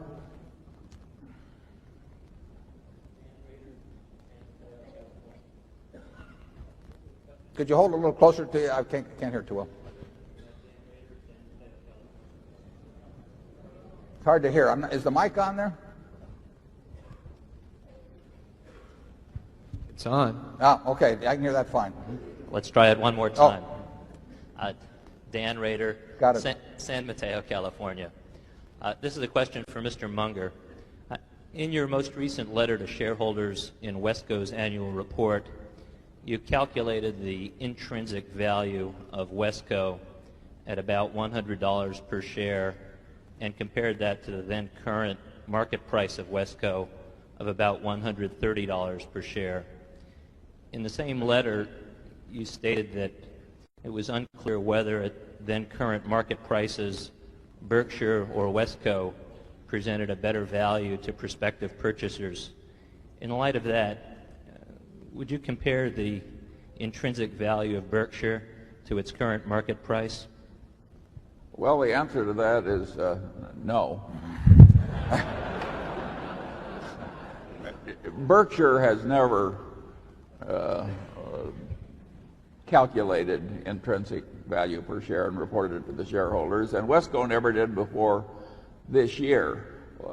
We changed our mind at Wesco because we really thought some of the buyers had gone a little crazy, and a lot of things were being said to prospective shareholders that, in our opinion, were unwise. And we don't really like attracting, even though we've had nothing to do with it, we don't like attracting people in at high prices that may not be wise. So we departed from our long precedent, and we did, in the Wesco report, make an estimate of intrinsic value per share. But we're not changing the general policy. That was just a one-time quirk. Well, and also I think it's true that the Wesco intrinsic value per share can be estimated by anyone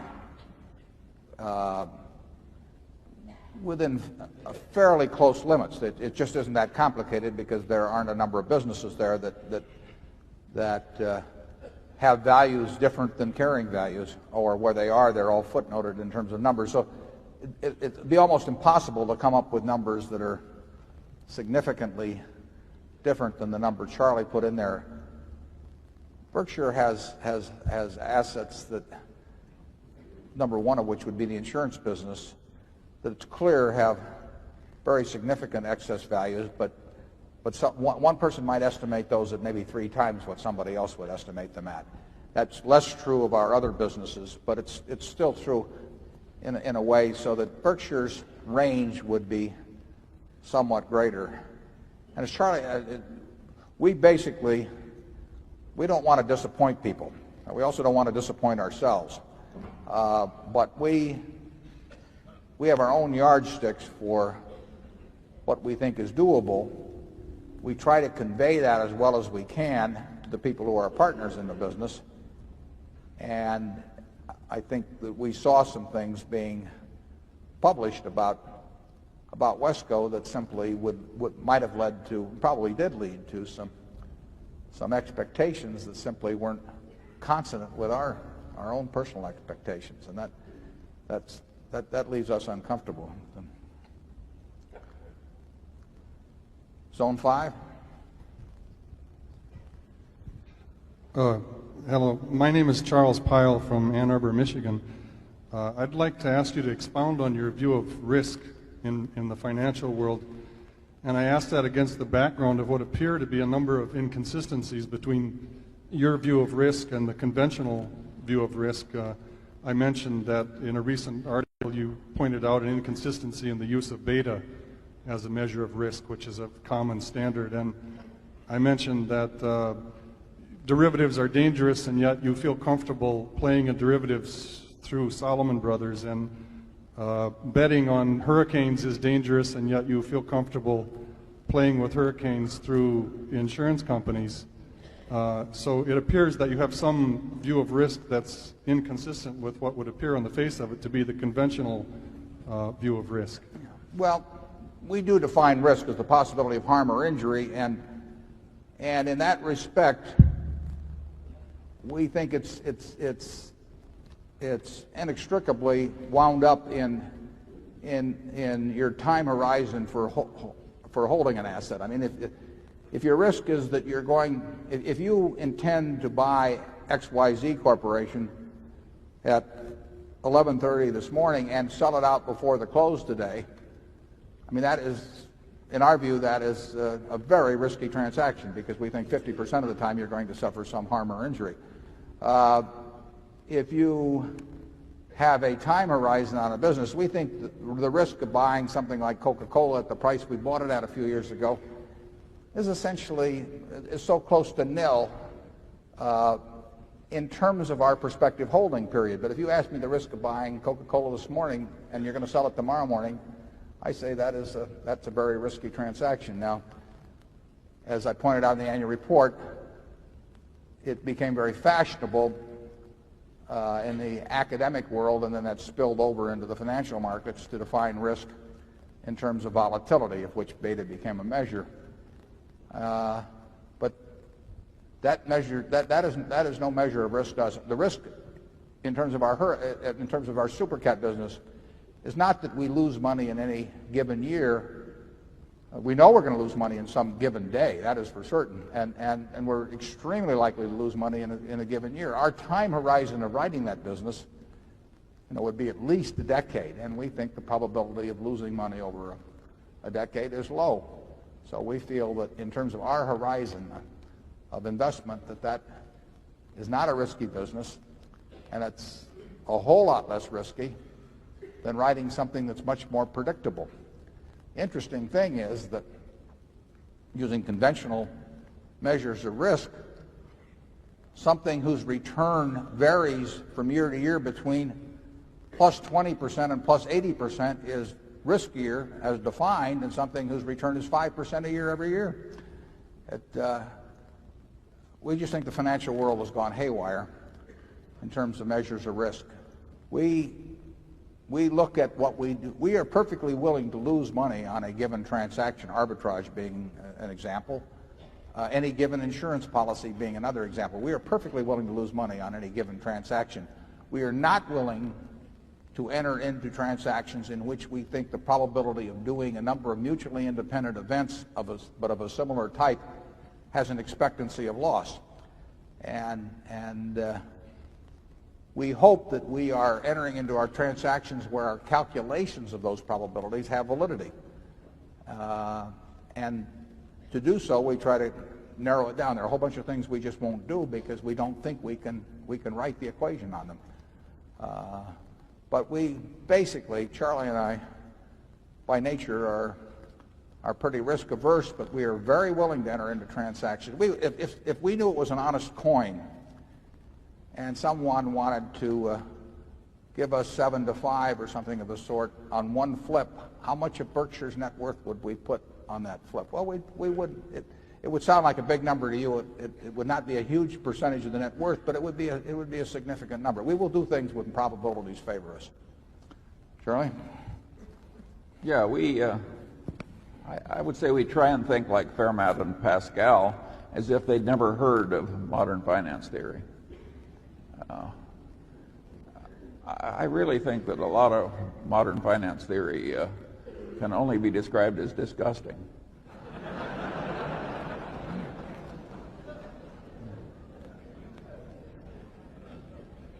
Zone 6?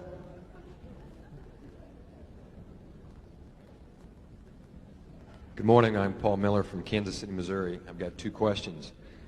First, not too long ago, I believe it was Fortune magazine that ran an article regarding personal tax rates, and at the risk of misquoting you, my recollection is that you favored higher personal rates even higher than those proposed by those in Washington.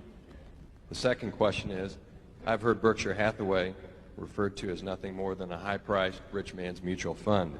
Would you care to comment on that also? Well, on tax rates, if you ask me what I personally favor, I personally favor a steeply progressive consumption tax. That has a little more attention being paid to it now, although the steeply progressive might be modified by most of the advocates of the consumption tax, maybe to mildly progressive or something of the sort. there's a non diminici proposal along that line, and there are other people that are talking about it more. It may be examined by the new Kerry Danforth Commission, of which we've got a member in the audience. But I believe in, one way or another, I believe in progressive taxes. And so I am not shocked in terms of my own situation, and I don't think Charlie is particularly, about having a progressive income tax, although, like I say, I think society would run better over time if it were a progressive consumption tax instead. Do you want to comment on the tax situation, Euro? Well, I think there is a point at which income taxes become quite counterproductive if the progression is too high. But I don't think we're there yet. We think, at least I think, I'm extraordinarily well treated by the society. I think most people with high incomes are. I think if you transported most of them to Bangladesh or Peru or something, they would find out how much of it is them and how much is the society. And I think there's nothing better than a market system in terms of motivating people and in terms of producing the goods and services that the society wants. But I do think it gets a little out of whack in terms of what the productivity maybe of an outstanding teacher compared to somebody who is good at figuring out the intrinsic value of businesses. I don't have a better system on the income side, but I think society should figure out some way to make those who are particularly blessed, in a sense, to have talents that get paid off enormously in a market system, to give back a fair amount of that to the society that produces that. The question about Berkshire being I think was it Rich Man's Mutual Fund or something like that, we don't look at it that way at all. We look at it as a collection of businesses, and ideally we would own all of those businesses. So it's to the extent that a mutual fund owns stock in a lot of companies and diversifies among businesses, and we try to own a lot of businesses ourselves, I guess that's true, but I guess you could say the same thing of General Electric or an operation like that. We are more prone to buy pieces of businesses than the typical manager, but we are trying to do, in a sense, the same thing Jack Welch is trying to do at General Electric, which is try to own a number of first-class businesses. He gets to put the imprint of his own management, which I think is very good, on those businesses, and we are more hands-off both in the businesses we own outright and in the ones we own pieces of. But we're going at it the same way, and General Electric has been very successful under Jack's leadership in doing it his way. We think in terms of what we bring to the game and the problems of putting money to work all the time that our own system is, will work best for us. Charlie? Yeah, I've got nothing to add to that. Zone 1.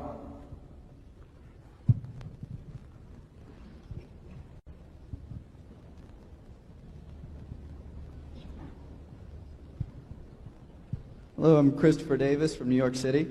I'm interested in that many of the holdings of Berkshire are in industries that are perceived as interest rate sensitive industries, including Wells Fargo, Solomon, Freddie Mac, even Geico.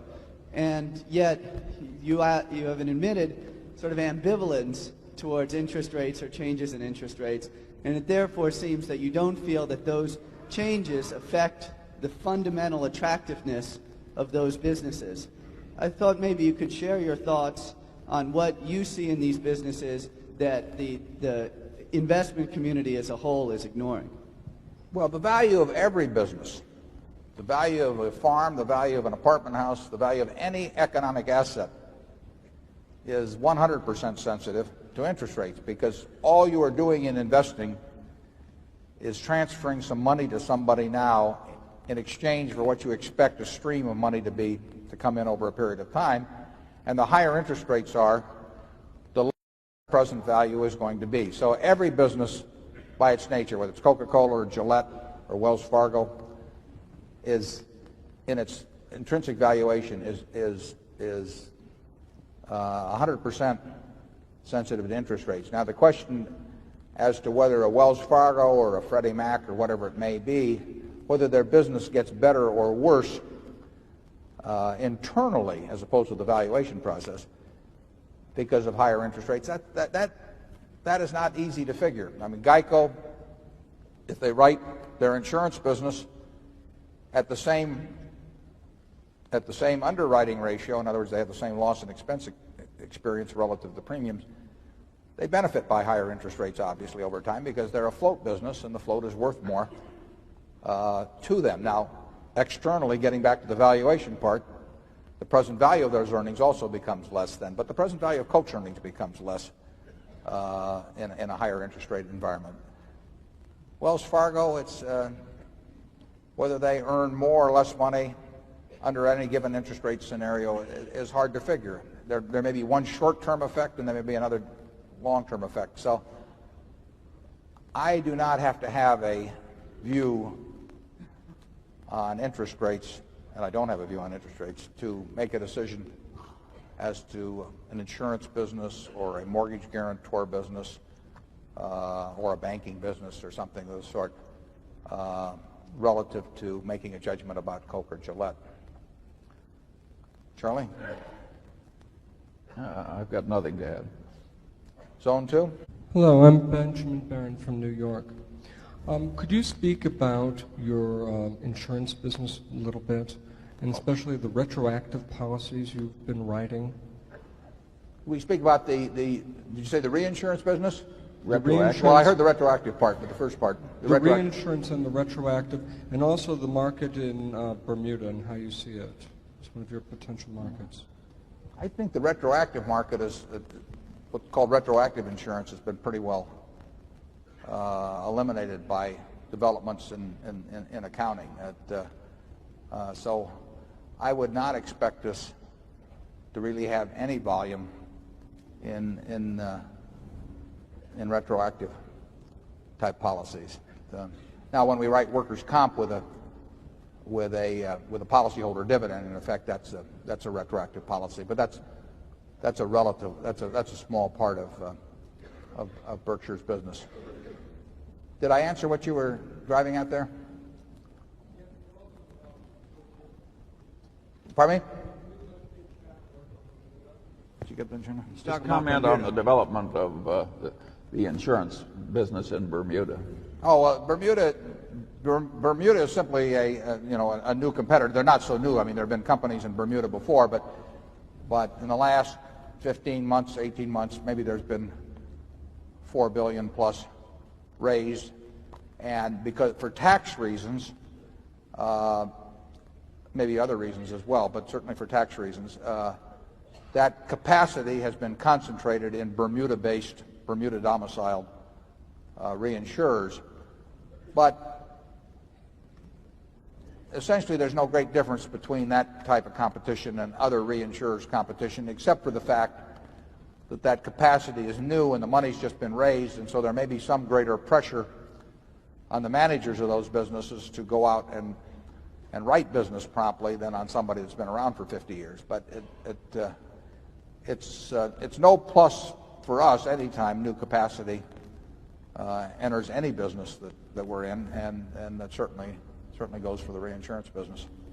Reinsurance business, by its nature, will be a business in which some very stupid things are done en masse periodically. I mean, you can be doing dumb things and not know it in reinsurance, and then all of a sudden wake up and find out the money is gone. And it's what people have found out, and I used that line in the report a year ago. It's what people have found out that were speculating on bonds with low margins recently. That you don't find out who's been swimming naked until the tide goes out, and essentially that's what happens in reinsurance. You really don't find out who's been swimming naked till the wind blows something. Zone 3.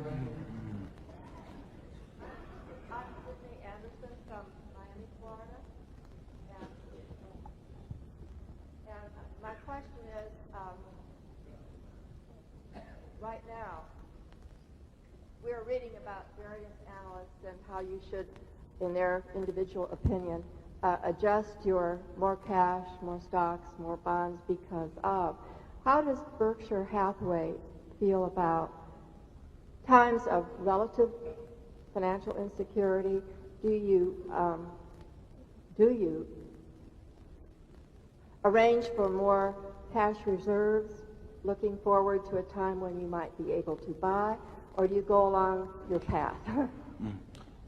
I think the question is, do we get into asset allocation by maintaining given levels of cash depending on some kind of outlook or something of the sort? We don't really think that way at all. If we have cash, it's because we haven't found anything intelligent to do with it that day in the way of buying into the kind of businesses we like. And when we can't find anything for a while, the cash piles up. But that's not through choice. That's because we're failing at what we essentially are trying to do, which is to find things to buy. And we make no attempt to guess whether cash is going to be worth more 3 months from now or 6 months from now or a year from now. So it is. You will never see. We don't have any meetings of any kind anyway at Berkshire, but we would never have an asset allocation meeting. We would keep looking. I mean, Charlie's looking, I'm looking, some of our managers are looking. We're looking for things to buy that meet our tests. And if we showed no cash or short-term securities at year-end, we would love it because it would mean that we'd found ways to employ the money in ways that we like. I think I would have to admit that if we have a lot of money around, we are a little dumber than usual. I mean, it tends to make you careless. And I would say that the best purchases are usually made when you have to sell something to raise the money to get them, because it just raises the bar a little bit that you jump over in the mental decisions. But we have, I don't know what we'll show, but certainly well over $1 billion of cash around, and that's not through choice. That is that you can look at that as an index of failure on the part of your management. And we will be happy when we can buy businesses or small pieces of businesses that use up that money. Zone 4. Gentlemen, my name is Richard Surser from Tucson, Arizona. I understand that 40% of all home mortgages have been securitized by Fannie Mae and Freddie Mac, the duopoly. I would, at the risk of asking you for a projection, since you talked about projections before, I'd be interested in understanding what you think will happen to that market share over time for this duopoly. Thank you. Yeah, well, the answer to that it doesn't involve much of a prediction. That market share is essentially certain to go up. That doesn't mean that those are wonderful businesses to buy, but it does. But the market share is essentially certain to go up because the economics that those two entities possess compared to other ways of intermediating money between investors and people who want to borrow, no one else has those economics. So what holds the share of Freddie Mac and Fannie Mae down is the fact that they are only allowed to loan roughly $200,000 on any mortgage. That's a limiting factor. It's probably been a good thing for them that it has been a limiting factor. But they are shut out of part of the market. But the market that they are in, they essentially have economics that other people can't touch for intermediating money, including the savings and loan business that we were in. We had a business that intermediated money, went out and got it from depositors and lent it to people who wanted to borrow on a home. Freddie Mac and Fannie Mae do it the same way. They don't do exactly the same way, but they perform the same function.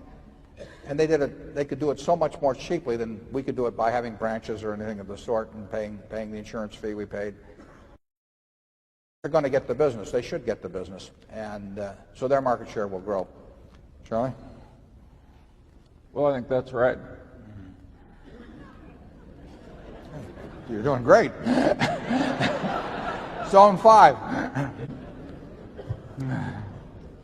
Good morning. I'm Sarah Pruitt from Milwaukee, Wisconsin. And I wondered if you feel that the speed with which information is available and disseminated today has affected your business buying decision process. And do you believe that speed has caused you to miss opportunities? Question about seas expanding? No. Does the speed of information today affect our decision-making process? No, I would say that we perform about like we were doing 30 or 40 years ago. I mean, we read annual reports. The speed of information really doesn't make any difference to us. It's the processing and finally coming to some judgment that actually has some utility. That is, that it's a judgment about the price of a business or a part of a business, of security, versus what it's essentially worth, and none of that involves anything to do really with quick information. It involves getting good information, but usually it's not. We're not looking for needles in haystacks or anything of the sort. You know, we like haystacks, not needles, basically, and we want it to shout at us. And I would say that well, virtually everything we've done has been reading public reports and then maybe asking questions around to ascertain trade positions or product strengths or something of that sort. But we never have to. We can make decisions very fast. I mean, we get called on a business or we can make up our mind whether we're interested in 2 or 3 minutes. I mean, that takes no time. We may have to do a little checking on a few things subsequently, but we don't need to get. I can't think of anything where we really need lots of price data or things like that extremely fast to make any decisions. We've got good management information systems in our operating businesses, but that's just another, that's a question of keeping inventories where they should be and all of that sort of thing. I don't think I think you could be in some place where the mails were delayed 3 weeks and the quotations were delayed 3 weeks, and I think you could do just fine in investing. Zone 6. James Pan, New York City. I have a two-parter question. One, do you think the stock price of Berkshire Hathaway is trading within 15% of its intrinsic value currently? And two, if you think Berkshire Hathaway is undervalued with the amount of cash you have on your balance sheet, would you consider a buyback? Now, the answer about a buyback is that we generally have felt that market conditions that would make Berkshire attractively priced are probably going to make other things even more attractively priced, because we think our shareholders are more rational than the shareholders of many companies. It's more likely that we will find some wonderful business at a silly price than we will find Berkshire at a silly price as we go along. So that tends to eliminate repurchases, but it doesn't rule them out. It explains why the circumstances will not arise very often where repurchases would make good sense. In terms of giving you a number on intrinsic value, I don't want to spoil your fun. I mean, you really should work that one out for yourself. Charlie is the expert on intrinsic. Do you have any comment for him, Charlie? Well, your attitude on that subject reminds me of a famous headmaster who used to address the graduating class every year, and he'd say, he says, 5% of you people are going to end up criminals. And he says, I know exactly who you are. And he said, but I'm not going to tell you because it would deprive your life of a sense of excitement.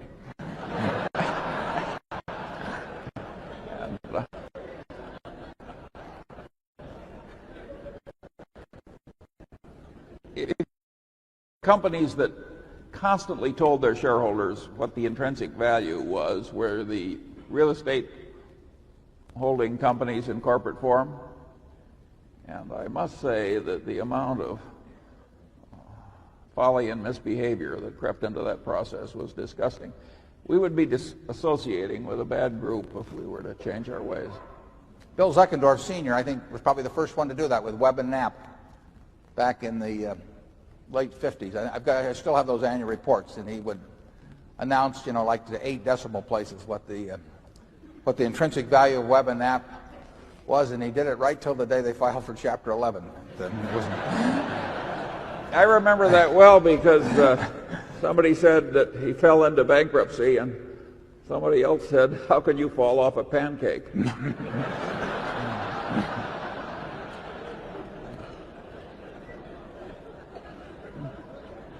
Beware of people that give you a lot of numbers about their businesses. I mean, in terms of projections or valuations or that sort of thing.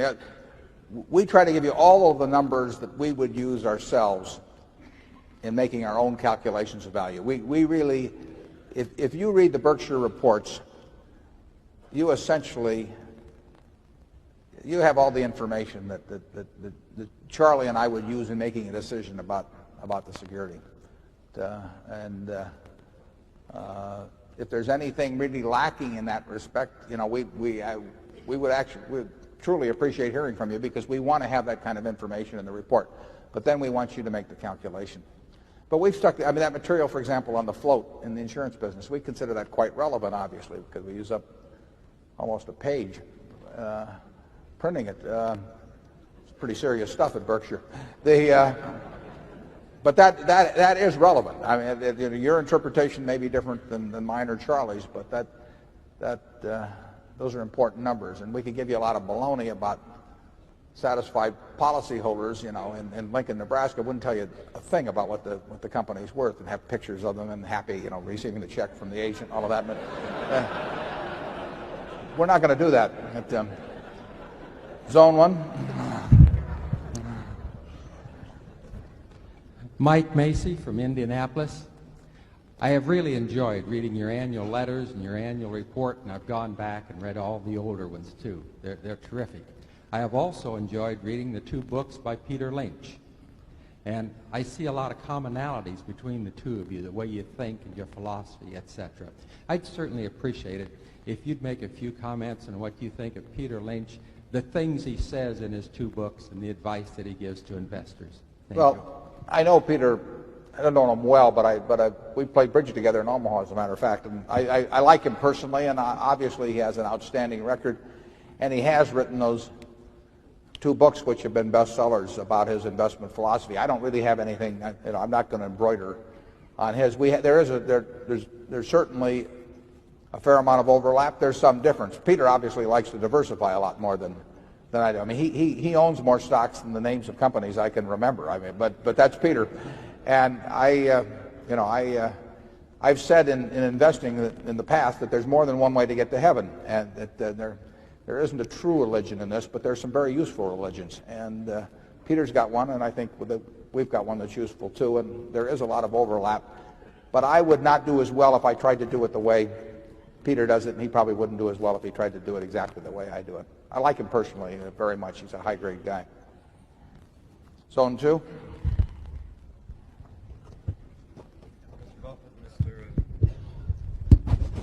Mr. Buffett, Mr. Munger, my name is Dave Lankus. I'm a senior editor at Business Insurance Magazine. Two-part question for you. Can you explain a little bit regarding your primary insurance operations? What drove up written premiums by more than 50% last year, and if you expect that to continue this year? And then regarding your earlier comments on the stupid things reinsurers can do in mass, can you explain what potential pitfalls that the new CAT facilities in Bermuda will have to avoid that you feel Berkshire Hathaway won't fall into? Well, the first question about our primary insurance, the figures, you'll find it way in the back someplace, but they're a little distorted because we bought Central States Indemnity late in the year 92, so that there's a lot more premium volume in there for Central States in 93 than there was in 92. Our basic National Indemnity's basic insurance, which is auto and commercial auto and general liability, premium volume was fairly flat. The home state operation fairly flat. Cyprus up somewhat. But those numbers were not anything like the changes. So our business last year, pro forma for including Central States Indemnity for all of 92, would not have shown a dramatic change. There really hasn't been much happen in our primary business, except that it's been run, it's done very well, but it is not growing or exploding, and that's true this year as well as last year. It's a good business, and it could grow in certain kinds of markets very substantially, but it is not growing in this market, and it did not grow last year, although its underwriting was very good. In the reinsurance business, I think essentially the difference in our reinsurance business from many others, it doesn't include them all in a place like Bermuda, is essentially the difference that may exist in our operations in securities versus other people. We will offer reinsurance at any time in very large quantities at prices we think make sense, but we won't do business if we don't think it makes sense, just like we will buy securities to the extent of the cash we have available if they make sense. But we have no interest in being in the stock market per se, just to be in it. We want to own securities that make sense to us. I think for most managements, if the only thing they're in is the reinsurance business, they may like it better when prices make sense, but I think they will be prone to do quite a bit of business when prices don't make sense as well, because there's no alternative except to give the money back to the owners, and that is not something that most managements do somersaults over. So I think we are in a favored position, essentially having the flexibility of capital allocation that lets us take the lack of business with a certain equanimity that most managements probably can't, because of their sole focus on the business. Rates will get silly in all likelihood after a period when nothing much happens, when you've had a couple of years of good experience. We price to what we think is exposure. We don't price to experience. I mean, the fact that there was no big hurricane last year, I forget the name of the one that was coming in at North Carolina and then it veered out essentially, but to us, it has nothing to do with the rates next year, whether that hurricane actually came in a big way or veered out into the Atlantic again. I mean, we are pricing to exposure. And everyone says that, but the market tends to price and respond to experience, and generally to recent experience. That's why all the retrocessional operations in London, in the spiral, went busted, because they priced. In our view, they price to experience rather than to exposure. It's very hard not to do that, to be there year after year with business coming by and investors expecting things of you and not do that. But we will never knowingly do that. We may get influenced subconsciously in some way to do that, but we will not do that any more than we will accept stock market norms as being the proper way for us to invest money in equities. Basically, when you lay out money or accept insurance risks, you really have to think for yourself. You cannot let the market think for you. Charlie? Yeah, I think Berkshire is basically a very old-fashioned kind of a place, and it tries to exert discipline to stay old-fashioned. And I don't mean old-fashioned stupid. I mean, the eternal verities, so to speak. Basic mathematics, basic horse sense, basic fear, basic discriminations regarding human nature, all very old-fashioned. And if you just do that with a certain amount of discipline, I think it's likely to work out quite well. Dolan Free? David Gottesman from New York. It's no wonder that this meeting draws stockholders from all over the country. And despite the talk about age today, I'm happy to say this meeting gets better every year. Berkshire stands unique in American business as a company whose name has become synonymous with management excellence.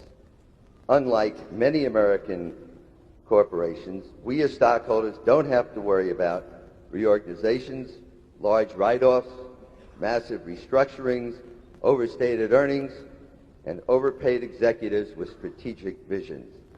Instead, year in and year out, we enjoy the benefits of the common sense and brilliance of Charlie and Warren.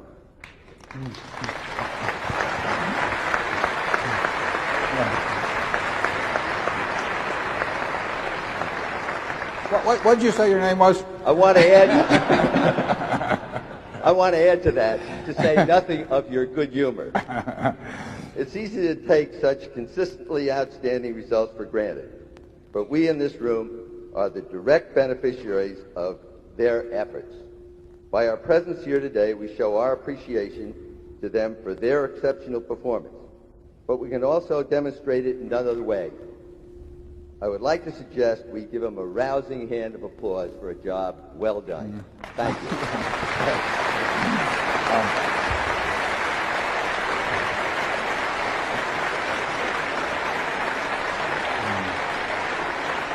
Thank you. That was Sandy Gottesman. We've worked together for 30 odd years, and he's finally got that down. I appreciate that, Sandy. With that, we will adjourn, and anyone who wants to stay around, we'll reconvene in 15 minutes, and then we'll be here till about 1:15. And for the rest of you, there's buses, candy, etc., world books out there. Thank you.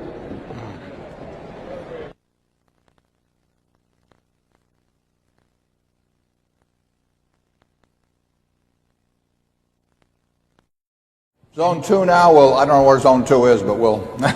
Do you feel basically the same about your investment in Guinness now as when you made the investment in terms of the company? Well, I wouldn't like to comment on anything that we own in terms of how we rate them as desirability or anything. I mean, whether it's Coke or Gillette or anything, we made decisions at a given time at a given price, which you can figure out by looking at our purchases. But we may be buying or selling any of those securities right as we talk, and we simply don't think it's in the interest of Berkshire shareholders as a group to be talking about things that we could be buying or selling.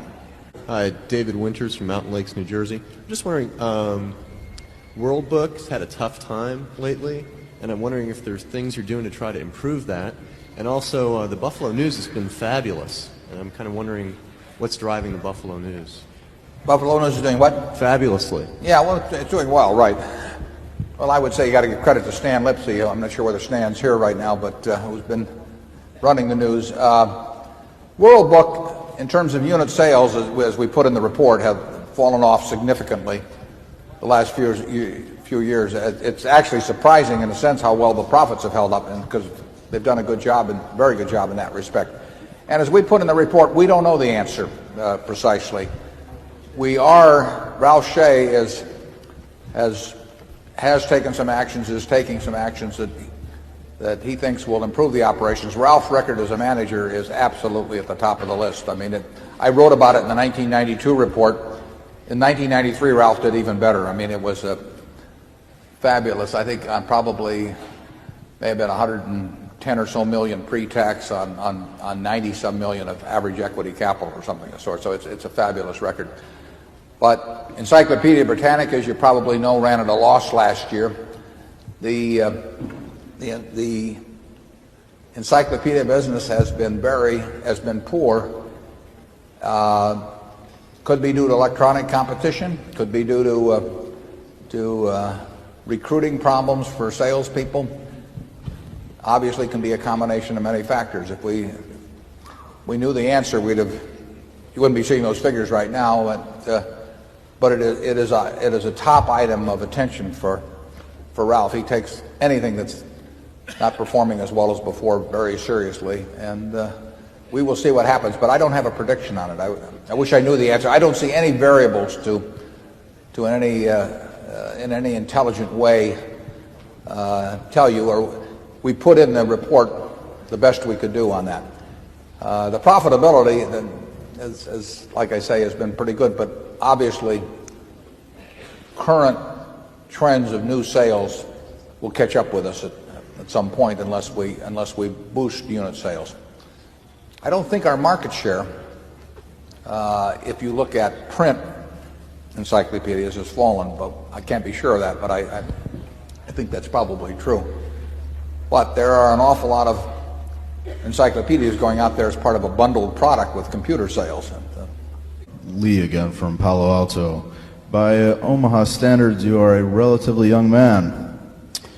And every year, you point out that Berkshire's size now precludes you from making the great, relatively small trades which made your reputation. How much thought have you given to breaking up Berkshire into smaller entities? How much what? How much thought have you given into breaking up Berkshire into smaller entities which would allow you to make those nice, small, wonderful trades that you made from the beginning? It wouldn't do any good to break into smaller entities because I'd still own, we'd still have 10 billion plus of capital to be responsible for wherever it would be. So we could distribute it out to the shareholders and let them make their own decisions, obviously. And anytime we thought that we weren't going to get more than $1 of value per dollar retained, that obviously would be the course to follow. But there's no magic to creating multiple little. I mean, we could call Berkshire 2, Berkshire 3, Berkshire multiple little. I mean, we could call Berkshire 2, Berkshire 3, Berkshire 4, but you still got the problem. There's $10 billion to invest, and it doesn't really solve anything. Charlie, do you have any thoughts on that? No, Berkshire is incredibly decentralized in terms of power and decisions resting in the operating divisions. In terms of the marketable securities, it's incredibly centralized. And so far, we have not had any big penalty from not being able to do the things that we did when we were young. Eventually, we will reach the penalty. Yeah, I think there's no question we could earn higher percentage returns working with $100,000 though than $10 billion. But yeah, but it hasn't hurt us as much as we thought it would as size has increased. But your universe of opportunity shrinks, but it shrinks no matter. I mean, you can set it up in 20 bank accounts or one bank account, but you still the universe still has to fit the 10 billion in aggregate. Now, how are we doing this? Do we have another zone over there? Yeah. Michael Bunyaner, New York City.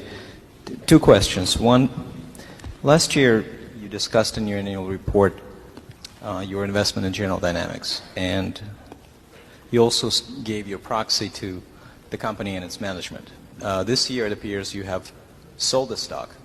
This year what? This year it appears that you have sold the stock in General Dynamics. What has changed that you sold 20% of your stake? This is question number one, and I have number two. Mm-hmm.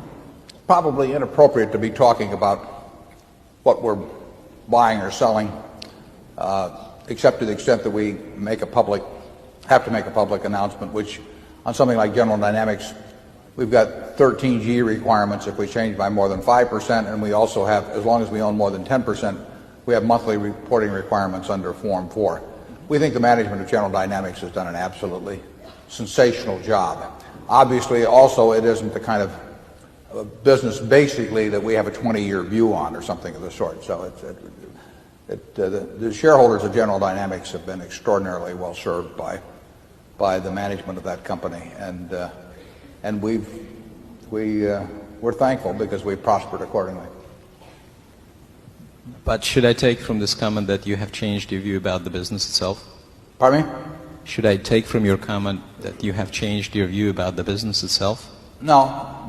I think you can take my comments as saying just what I've said. Okay. Question number two.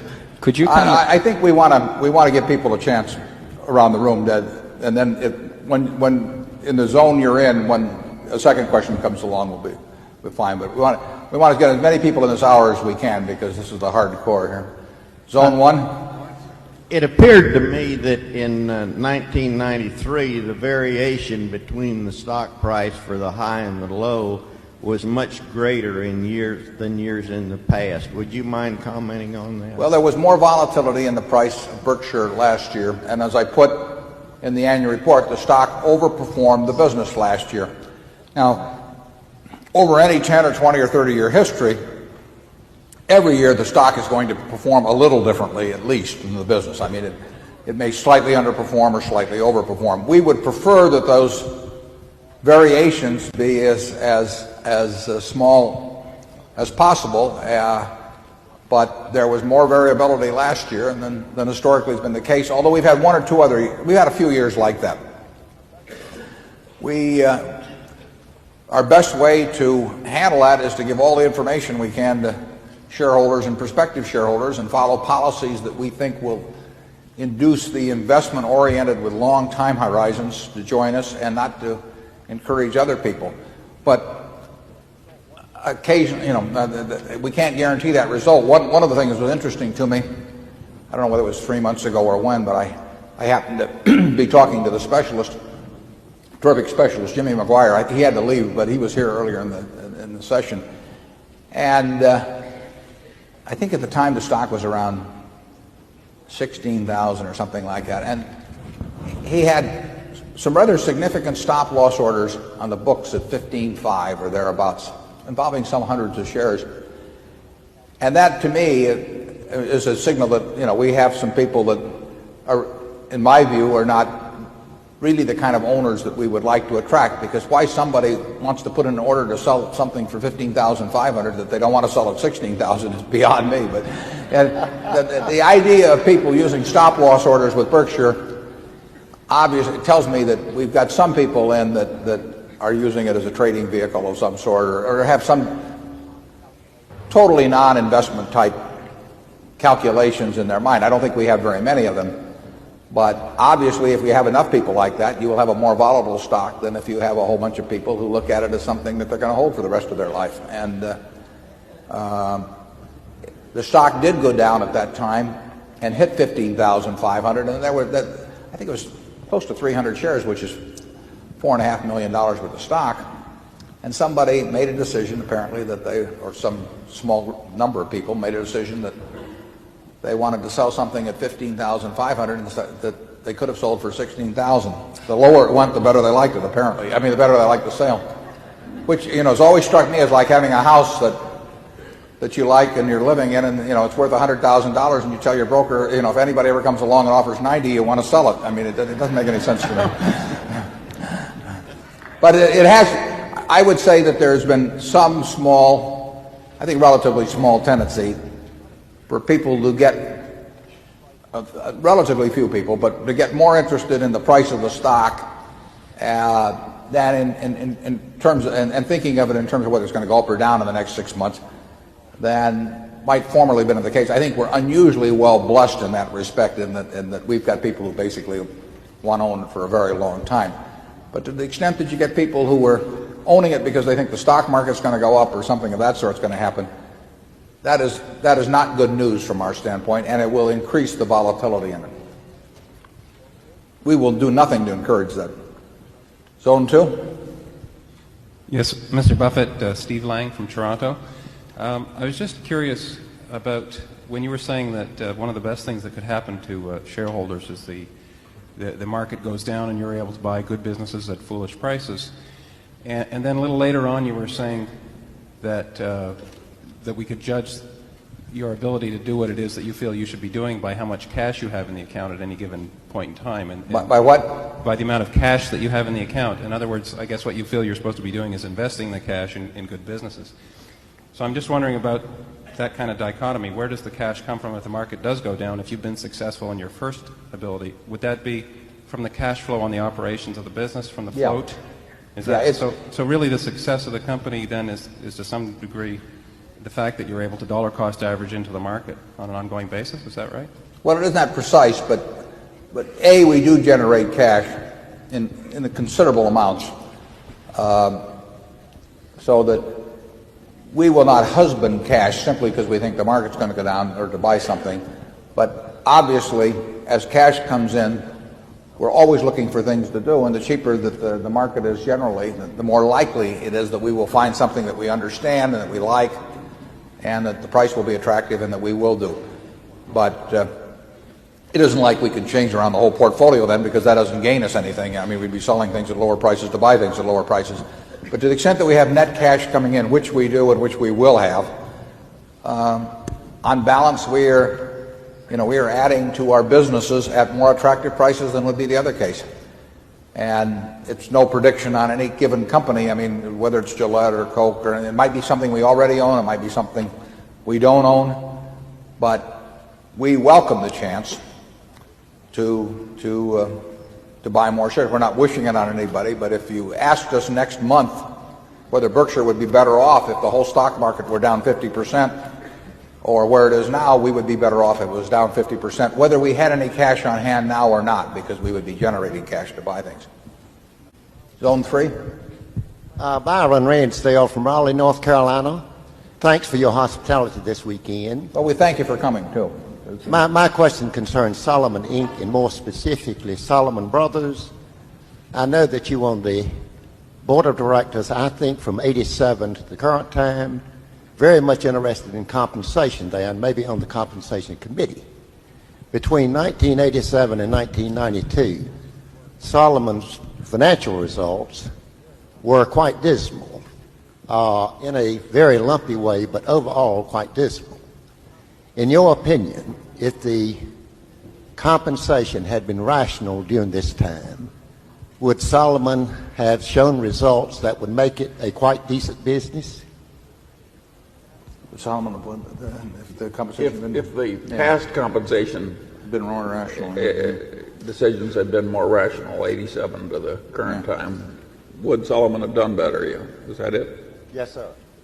Well, I would say that if the present people and the present compensation philosophy, which allows for very large payments for very large results, I think the company would have done better. You're going to see very big numbers paid in Wall Street. That's the nature of it. The trick is to pay them only when you're getting very big results for the owners. I mean, there's no way you're going to pay numbers that look like numbers in other industries and get great results for owners. But if you pay these big numbers, I think you should be getting very good results for owners. And the old system was not. I mean, it wasn't totally off the mark on that, but it was far from an ideal system in my view. Zone 1. Warren, I have one question. Last year you were using Coca-Cola puts as a way to increase income, and conversely, if they were exercised, as a way of increasing your position. Do you still use puts in this type on investments you wish they had to? 5 million shares, as I remember, of Coke sometime early fall or thereabout. I don't remember exactly, last year. And the puts, I think the premium was around $7.5 million, and they were priced around 35. We have not done that very often, and we're unlikely to do very much of it. For one thing, there are position limits on puts which don't apply to us, but they apply to the brokers for which we do them, and those position limits were not clear before that, but we could probably write puts on that same amount by doing it through a bunch of different brokers. It's not something we're really very likely to do. I was happy to do it, and in that particular case we made $7.5 million, but we're better off probably, if we like something well enough to write a put on it, we're probably better off buying the security itself, and particularly since we can't do it in the kind of quantities that really would make it meaningful to Berkshire. There are securities I would not mind writing puts for 10 million shares or something, but it's probably allowable for us to do it. It's not allowable. We'd probably have to do it through multiple brokers to get the job done. on balance, I don't think it's as useful a way to spend my time as just looking for securities to buy outright. Charlie, do you have anything? No. Zone 2. Mr. Buffett, I'm from West Point. My name is Rogers. A couple of months ago, there were stories in the World Herald that Berkshire Hathaway had taken a large position in Philip Morris and UST. But in your annual report, I don't see anything about that. Can you comment? Yeah, I would say in the last 2 years, maybe, I'm just approximating, I've probably seen reports in either the Wall Street Journal, USA Today, maybe picked up by the Associated Press or in the Herald, but in papers of some significance, I've probably seen stories that we were buying maybe any one of 10 companies in aggregate over that period of time. I would say a significant majority were erroneous. We don't correct the erroneous ones, because if we don't correct the erroneous ones, if we correct the erroneous ones and don't say anything about the correct ones, in effect we're identifying the correct ones too. So we will never comment on those stories, no matter how ridiculous they are. It's interesting because, you know, they keep getting printed, and frankly, from our standpoint, the fact that most of them are inaccurate is probably useful to us. We don't do anything to encourage it, but the fact that people are reading that we are buying ABC or XYZ when we aren't, you know, that's I don't think people should be buying stocks because they're reading in the paper that we're buying something. But if they do, they may get cured of it at some point. Maybe the newspapers will even get cured of writing the stories when they don't know what the facts are. But it's something we live with, and we'll probably continue to live with. And I would say that based on history, if you read something about us buying or selling something other than through reports we filed with the SEC or regulatory bodies, the chances are well over 50%. That I can tell you based on history is correct. Well over 50% that it's wrong. Zone 3. Do you expect that Berkshire would become one of the Standard & Poor's 500 stocks or a Dow Jones stock? Well, I think it's unlikely it ever becomes a Dow Jones stock. I don't know what the criteria are for the S&P 500, but I imagine there's some reason why we don't fit. I don't know whether they have questions about number of shares outstanding, or I've never checked with S&P. I wouldn't be surprised if we have the largest market capitalization of any company that isn't in the S&P, although I don't know that. But they may have some criteria, variety that preclude Berkshire being part of it.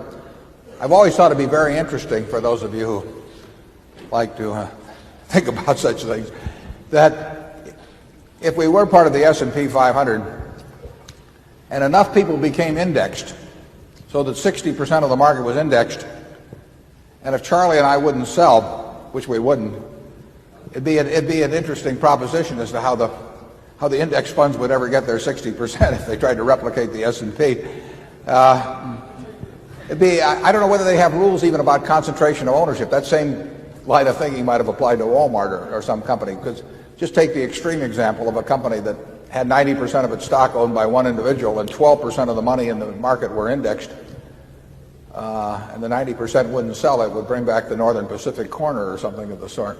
In any event, I don't think that's going to be a problem, and I don't think we are going to end up being in either index. Yeah, Zone 1. Mr. Buffett, my name is Aaron Morris. I'm from California.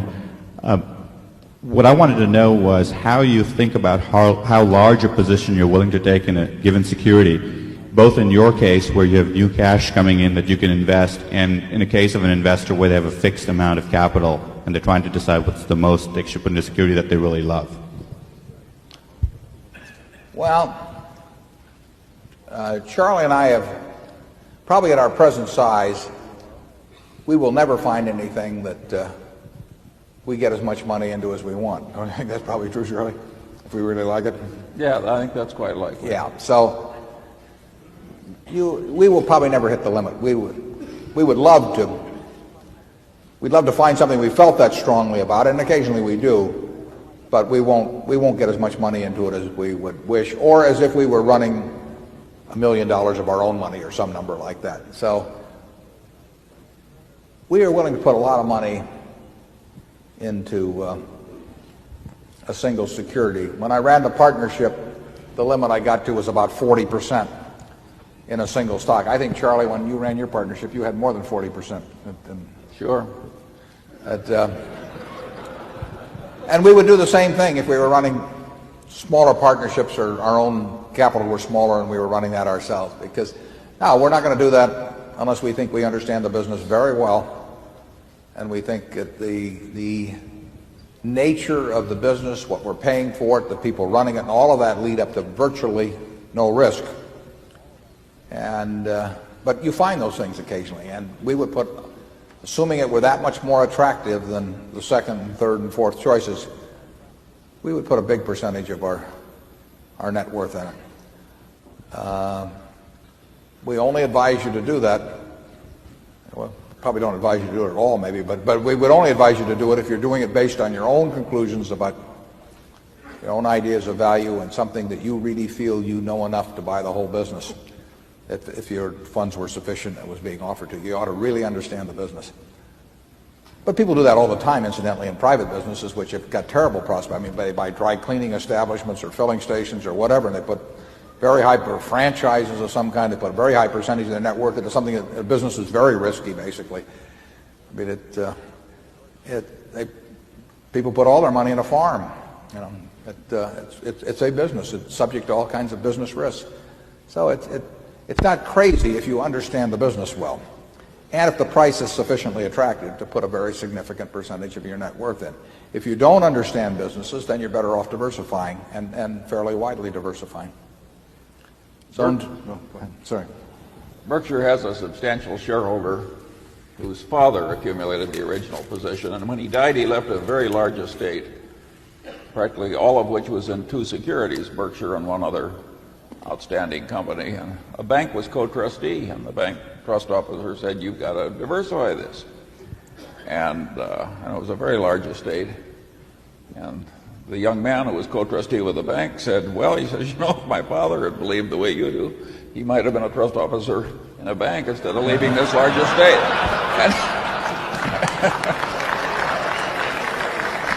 And that young man holds the Berkshire to this day, and I suppose the bank is still giving the same advice.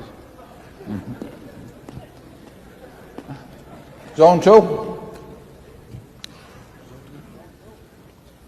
Mr. Buffett, this is Chuck Peterson from Omaha, and I was just wondering if you could comment on the Coca-Cola Company. You haven't really talked about it too much today in regards to what you foresee over the next 5 years, the earnings per share growth, and where this growth is perhaps going to come from. Was that the question about the growth of Coke? Yeah. You really have to come to your own conclusion. The Coca-Cola Company writes, their annual reports are extremely good. I mean, they're very informative. My guess is that, at least if you read a few of the reports, you absolutely know as much about the Coca-Cola Company as I would. But in the end, you have to make your own decisions about growth, potential profitability, potential, and all that. But the one thing I can assure you is that probably if you spend a relatively small amount of time on it, the facts that you will have available to you for making a decision on that question will be just as good, essentially, as the facts you'd get if you'd worked at the Coca-Cola Company for 20 years or if you were a food and beverage analyst in Wall Street or anything of the sort. That's the kind of businesses we like to look at, are things that we think we can understand that way. And they're also businesses that usually I think you could understand that way. But we don't like you to give you our answers. I mean, that would not be a good idea. Zone 3. David Swab from Austin, Texas. I have a question pertaining to the convertible bonds that were outstanding for about 4 years. Any thoughts on, if you were a teacher to grade, if that was a good deal, bad deal, how the money was employed, compared to the cost of getting out of the bonds? Any thoughts? Charlie, did you get that? He wants to know if you think, in retrospect, your deal with the Lions was a good deal for Berkshire. No, I would say that that if I knew everything at the time that we did the Lions deal, which was a convertible zero coupon debenture, if I knew everything then that I know now, would we have done it? Probably pretty close.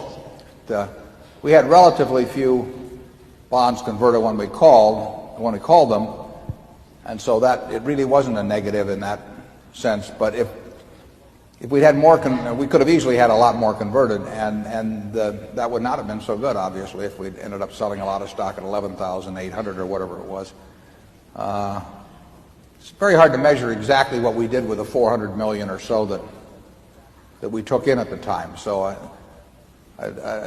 money being fungible, separating that 400 million from other resources to measure what happened on the plus side from having the money is hard to do. But my guess is, if you could play the whole hand over again, it probably was maybe a tiny minus to have issued them. What do you think, Charlie?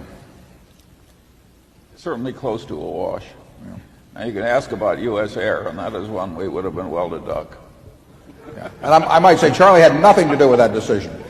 He didn't even know about it till I did it. And when he knew about it,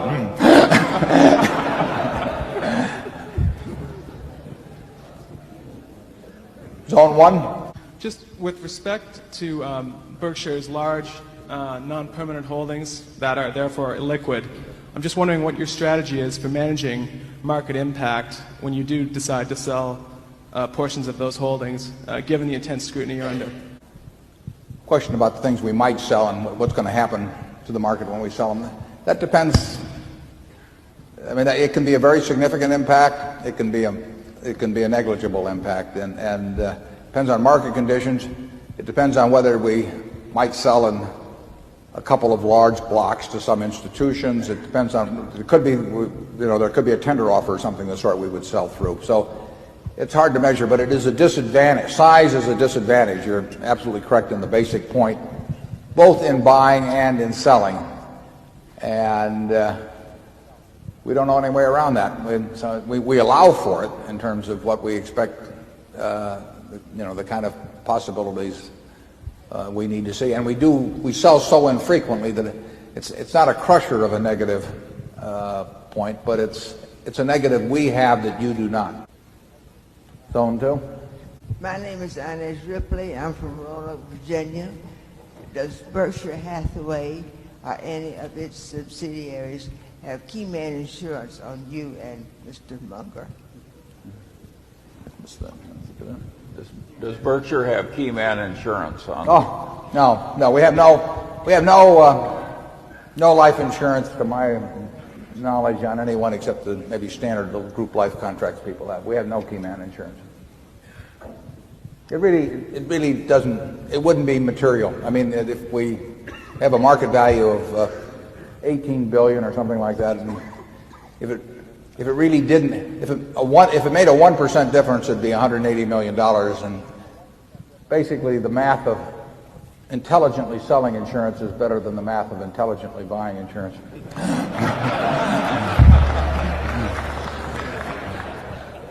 Zone 3.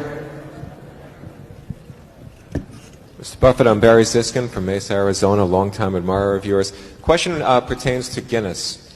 I remember reading in a publication I greatly respect, Outstanding Investor Digest by Henry Emerson in New York, that back in, I think it was 58 or 59, you made an investment in Cuba, decided never to make an investment outside the United States again at that time, have subsequently invested in Guinness. I'm a fellow investor in Guinness, have invested in Guinness and its sister company, Louis Vuitton Moet Hennessy, for over 5 years. And I'm very happy with those investments, by the way. There's been a restructuring, as you know, of the Guinness-LVMH relationship, where Guinness no longer owns 24% of LVMH. Rather, it owns only its distilling, or I should say, alcoholic beverage-related The Moet Hennessy businesses. part, Right, the Moet Hennessy part. The other parts of LVMH are showing better results these days, namely the Louis Vuitton luggage as well as the Christian Dior perfume. They've also expanded into the newspaper business this past year, business that you understand. Do you intend to look at the possibility, first of all, of participating in those businesses that you no longer own now with the restructured Guinness LVMH deal through some other form? And the second question relates to the currency risk inherent in the Guinness investment, having bought it at about $1.80, as you mentioned, pound sterling now down to about $1.48. The cost of hedging foreign currency through the FX has diminished through the combination of lower interest rates in the UK and the higher interest rates most recently in the US to just about zero. I take it we're all investors in companies, not speculators in currencies. So the second part of the question is, do you intend to do anything about the currency risk portion of that investment? Well, LVMH, which as you mentioned was 24% owned by Guinness, that's one of thousands of securities that we could be a buyer or seller. So I really don't want to comment on LVMH's specific attractiveness or lack thereof. And Guinness, I think what Guinness did was quite logical. I mean, their interest in that operation was basically through the distribution advantages that it gave to Guinness's own brands around the world to be hooked up with Moet Hennessy and vice versa. So I think what they did was logical. You can the question of the exchange rate and all of that, the exchange rate in terms of what they got in the spirits business versus what they gave up in the luggage businesses and Christian Dior and a few things. You can form your own opinion on that. But I think the logic was sound. But in terms of whether we want to be an LVMH by itself, that's like any other security, which we really can't answer. Second question related to hedging. The hedging Do of we currency. hedge? The answer to that is we don't. And Coca-Cola, as I mentioned, gets 80% of their earnings from a variety of currencies. The yen and the mark being two very important ones. They're going to be getting a very high percentage 5 years from now, 10 years from now. They do certain currency transactions, but it's a practical matter. If you own Coca-Cola, you own a bunch of foreign bonds with coupons on them, denominated in local currencies, that go on forever.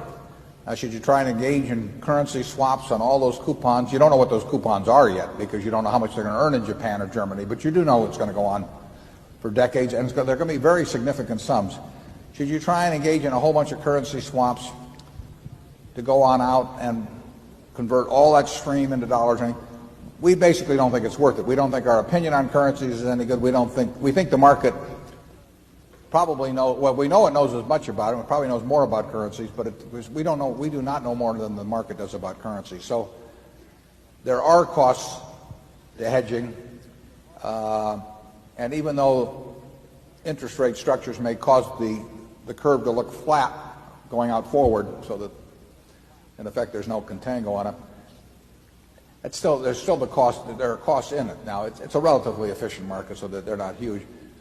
But we see no reason to incur those costs with what we regard as totally a 50-50 proposition, and it really doesn't go out that far anyway. I mean, we could do it for a couple of years, but if you take the way we look at businesses being the discounted flow of future cash out between now and Judgment Day, we can't really hedge that kind of a risk anyway. We could keep rolling hedges, but there's a cost to it that we don't want to incur.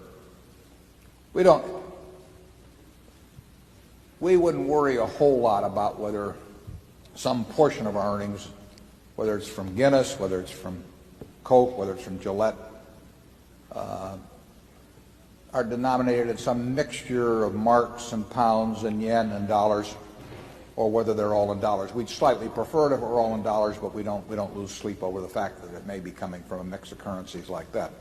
We wouldn't like it in terms of obviously some very weak currencies. Zone 1. Lawrence Grom in Mill Valley, California. On page 13 of the annual report, on talking about the insurance operation, you say that it possesses an intrinsic value that exceeds its book value by a large amount, larger, in fact, than is the case at any other Berkshire business. To refine an earlier question that was asked, could you tell me whether you mean that it is larger by a percentage or in absolute dollars? That is, by absolute dollars. That's what you're referring to. Yeah, by absolute. It's very hard to stick a percentage figure on the insurance business because we have so much capital in there and we have other businesses. I think that we've got businesses with a book value of in the tens of millions that are worth in the many hundreds of millions. So you couldn't apply that to the insurance company base. So it's absolute dollars. But in terms of absolute dollars, we think the excess of intrinsic value over carrying value, at least I do, is substantially greater for the insurance business than any other business we own. Charlie, do you have any? No, I guess that's exactly right. Joe Little, Vancouver, Canada. Does the management succession issue for the top job at Coca-Cola concern you? Management succession, you do what with the management succession issue over the next several years? Oh, yeah. The top job. Does at that concern Coca-Cola? you? Yeah. I think any announcement from that would come from Coca-Cola. He said, do you like it? Does it concern you? Oh, I'm not concerned at all, no. Now, Coca-Cola is very well managed.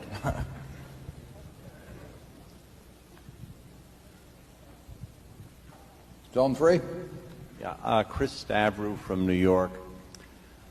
According to the latest Salomon Brothers proxy, if Derek earns 30% on allocated equity of Salomon Brothers, provided that that's at least 10% above the return for competitors, he could earn a bonus of $24 million. My question is whether that return number is reduced by a charge for preferred dividends. Charlie, do you remember on the comp committee? I can't remember the detail on that. I think the equity, I'm fairly sure, but I'm not positive, that the equity figure would include our preferred but not non-convertible preferreds, and it would apply to the earnings applicable to our preferred plus common, but it would be after dividends on non-convertible preferred. But I'm not on the comp committee, and I have not read the description that carefully. Well, I am, and I can't remember. But I will tell you one thing I do remember about that, and that is a target which would be hellishly hard to hit. It'd be unbelievable. You're talking about Babe Ruth squared. Yeah, doing 150 home runs in a season instead of. If that happens, you'll be very glad to pay the money. Under either calculation. Yeah, it really. But I'm glad it's there. I hope Derek's paying attention to it. Zone 1. Hi, I'm Chris Davis again from New York. I wanted to ask if I feel there's such a huge discrepancy between the valuation of some of your holdings versus others in terms of the market valuation, in terms of price to earnings, price to book. In your opinion, do the growth prospects of Salomon Brothers or the quality or your anticipation of your ability to clip the coupons at Salomon Brothers justify such a dramatic discount to the growth prospects of Coca-Cola or Gillette in terms of our ability as Berkshire shareholders to clip those coupons? And if you could explain or perhaps share your thoughts on why the market perception, if it is, justifies that distinction.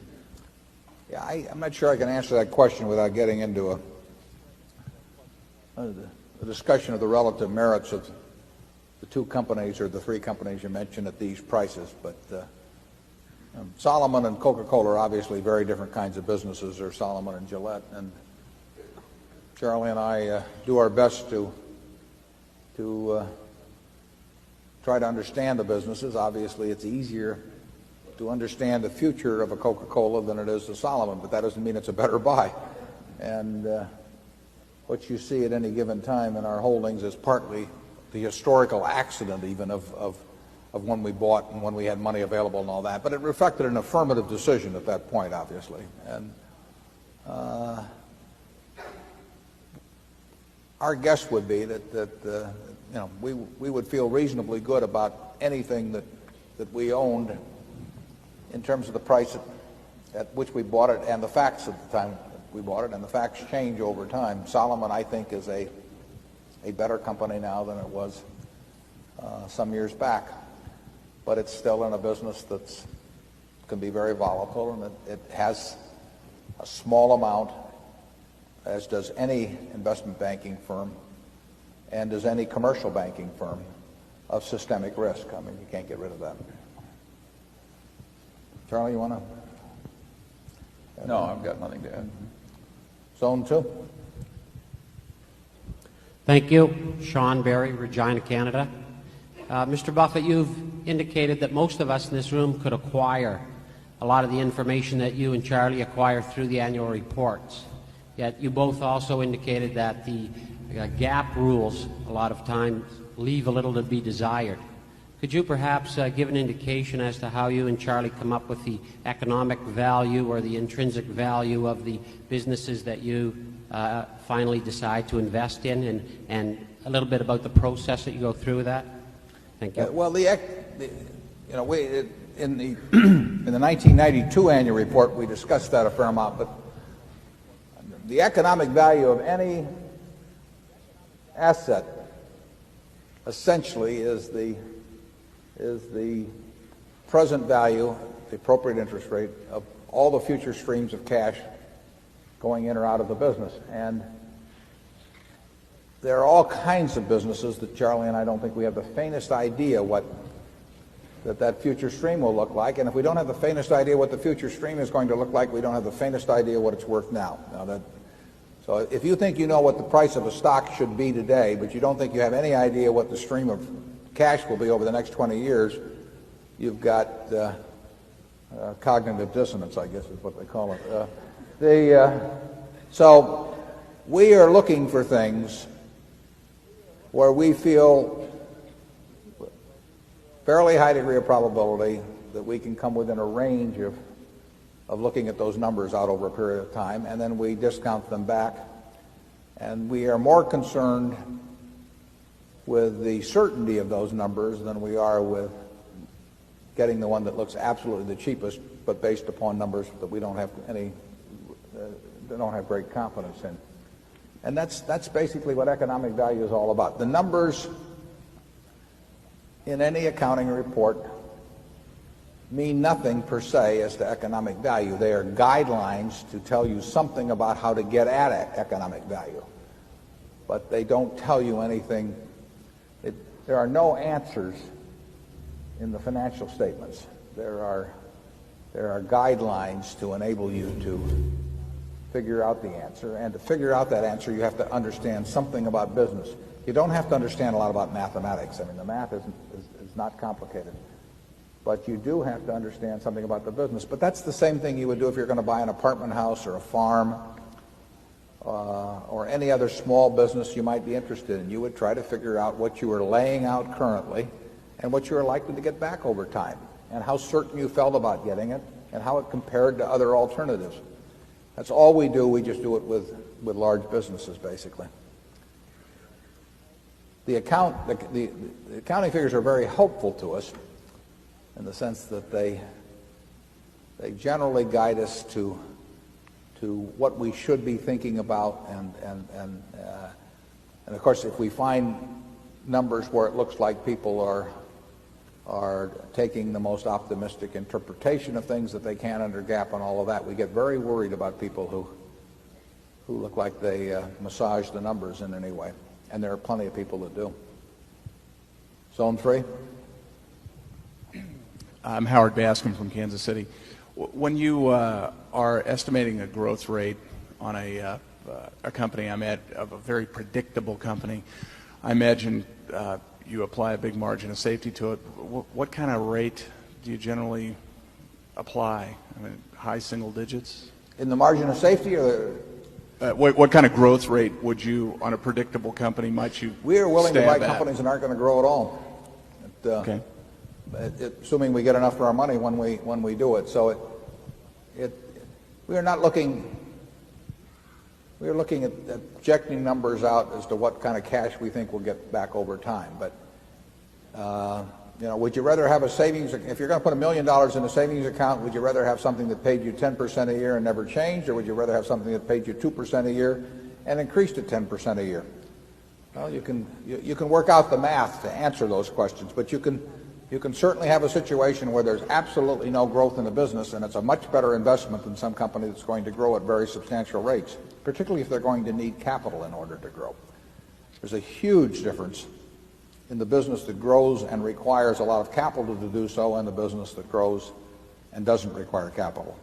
And I would say that generally financial analysts do not give adequate weight to the difference in those. In fact, it's amazing how little attention is paid to that.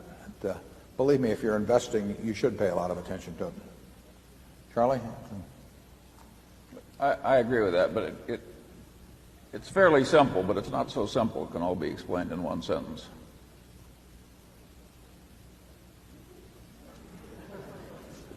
Some of our best businesses that we own outright don't grow. But they throw off lots of money, which we can use to buy something else. And therefore, our capital is growing without physical growth being in the business. And we are much better off being in that kind of a situation than being in some business that itself is growing, but it takes up all the money in order to grow and doesn't produce that high returns as we go along. A lot of managements don't understand that very well, actually.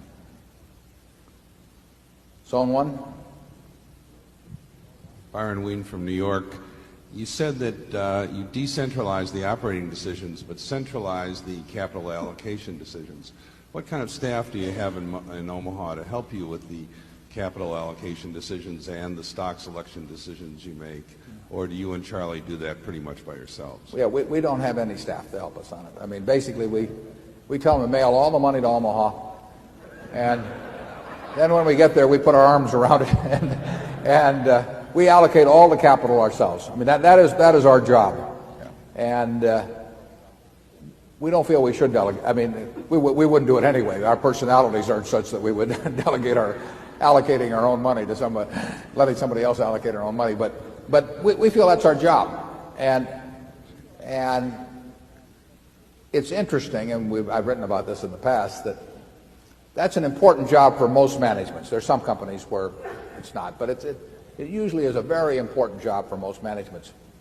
And if you take a CEO that's in a job for 10 years and he has a business that earns, say, 12% on equity, and he pays out a third, that means he's got 8% per year of equity. I mean, when you think of his tenure in office, how much capital he's allocated, it's an enormous factor over time.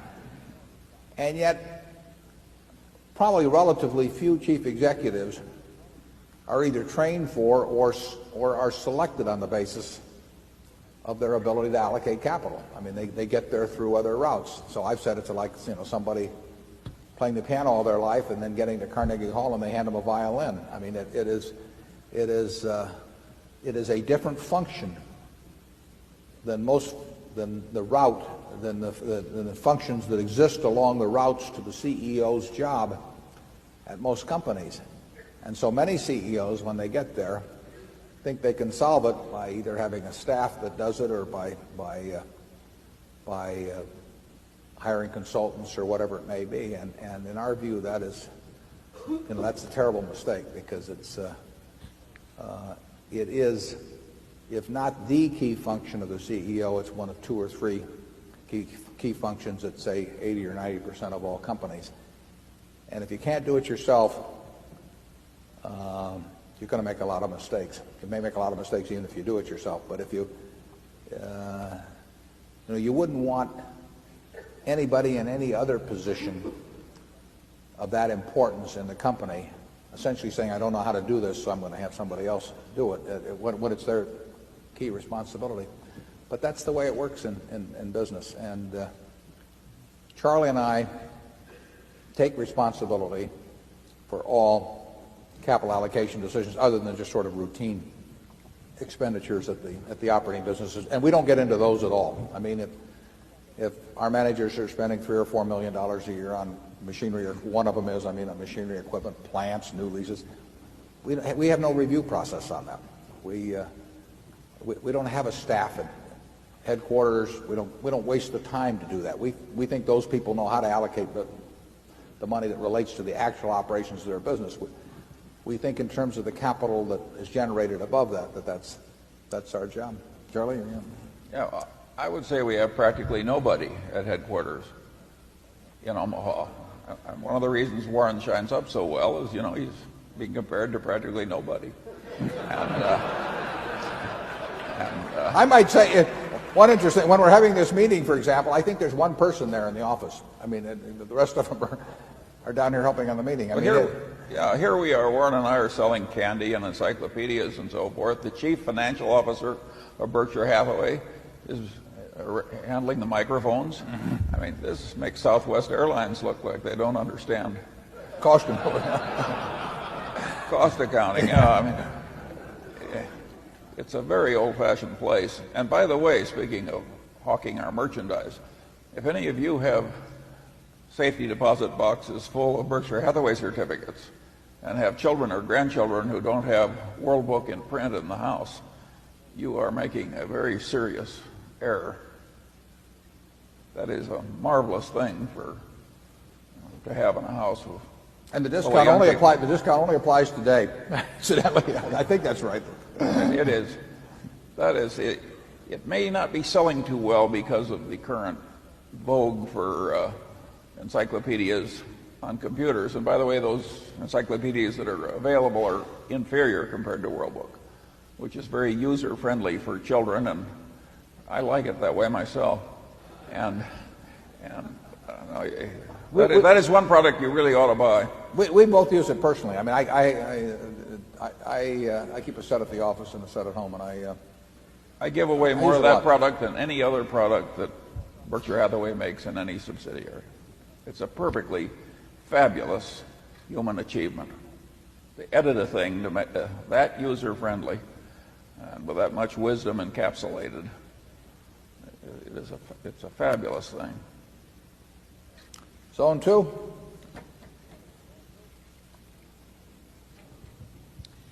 Pat Sadukan from Houston, Texas. From time to time, you have quoted John Maynard Keynes, the British economist. So I would assume that you have read his investment writings very extensively. What are 2 or 3 investment lessons, in your opinion, one can learn from that economist? Well, I forget which. I think it's chapter 8 of the General Theory. Do you remember, Charlie, or is it chapter? No. There's one chapter in the General Theory that relates to markets and the psychology of markets, and the behavior of market participants and so on. That probably, aside from Ben Graham's 2 chapters, 8 and 20, in The Intelligent Investor, I think you'll find you'll get as much wisdom from reading that as anything written in investments. And you'll know it when you see it in the General Theory. It's a chapter that jumps out to you about securities and so on. And it could be chapter 8, but I may be wrong on that. But I would recommend reading that. Keynes and Graham, from vastly different starting points, came to the same conclusion at about the same time in the 30s as to the soundest way to invest over time. They differed some on their ideas on diversification. Keynes believed in diversifying far less than did Graham. But Keynes started off with the wrong theory, I would say, in the 20s, and he essentially tried to predict business cycles and markets, and then shifted to fundamental analysis of businesses.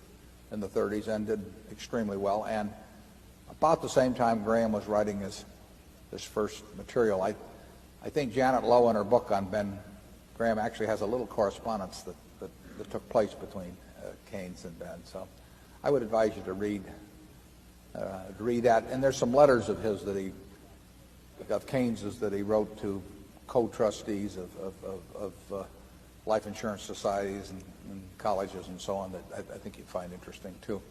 It's 1:15, and Charlie and I have to go to our directors meeting at Berkshire, which starts in about 15 minutes. So we thank you all for coming.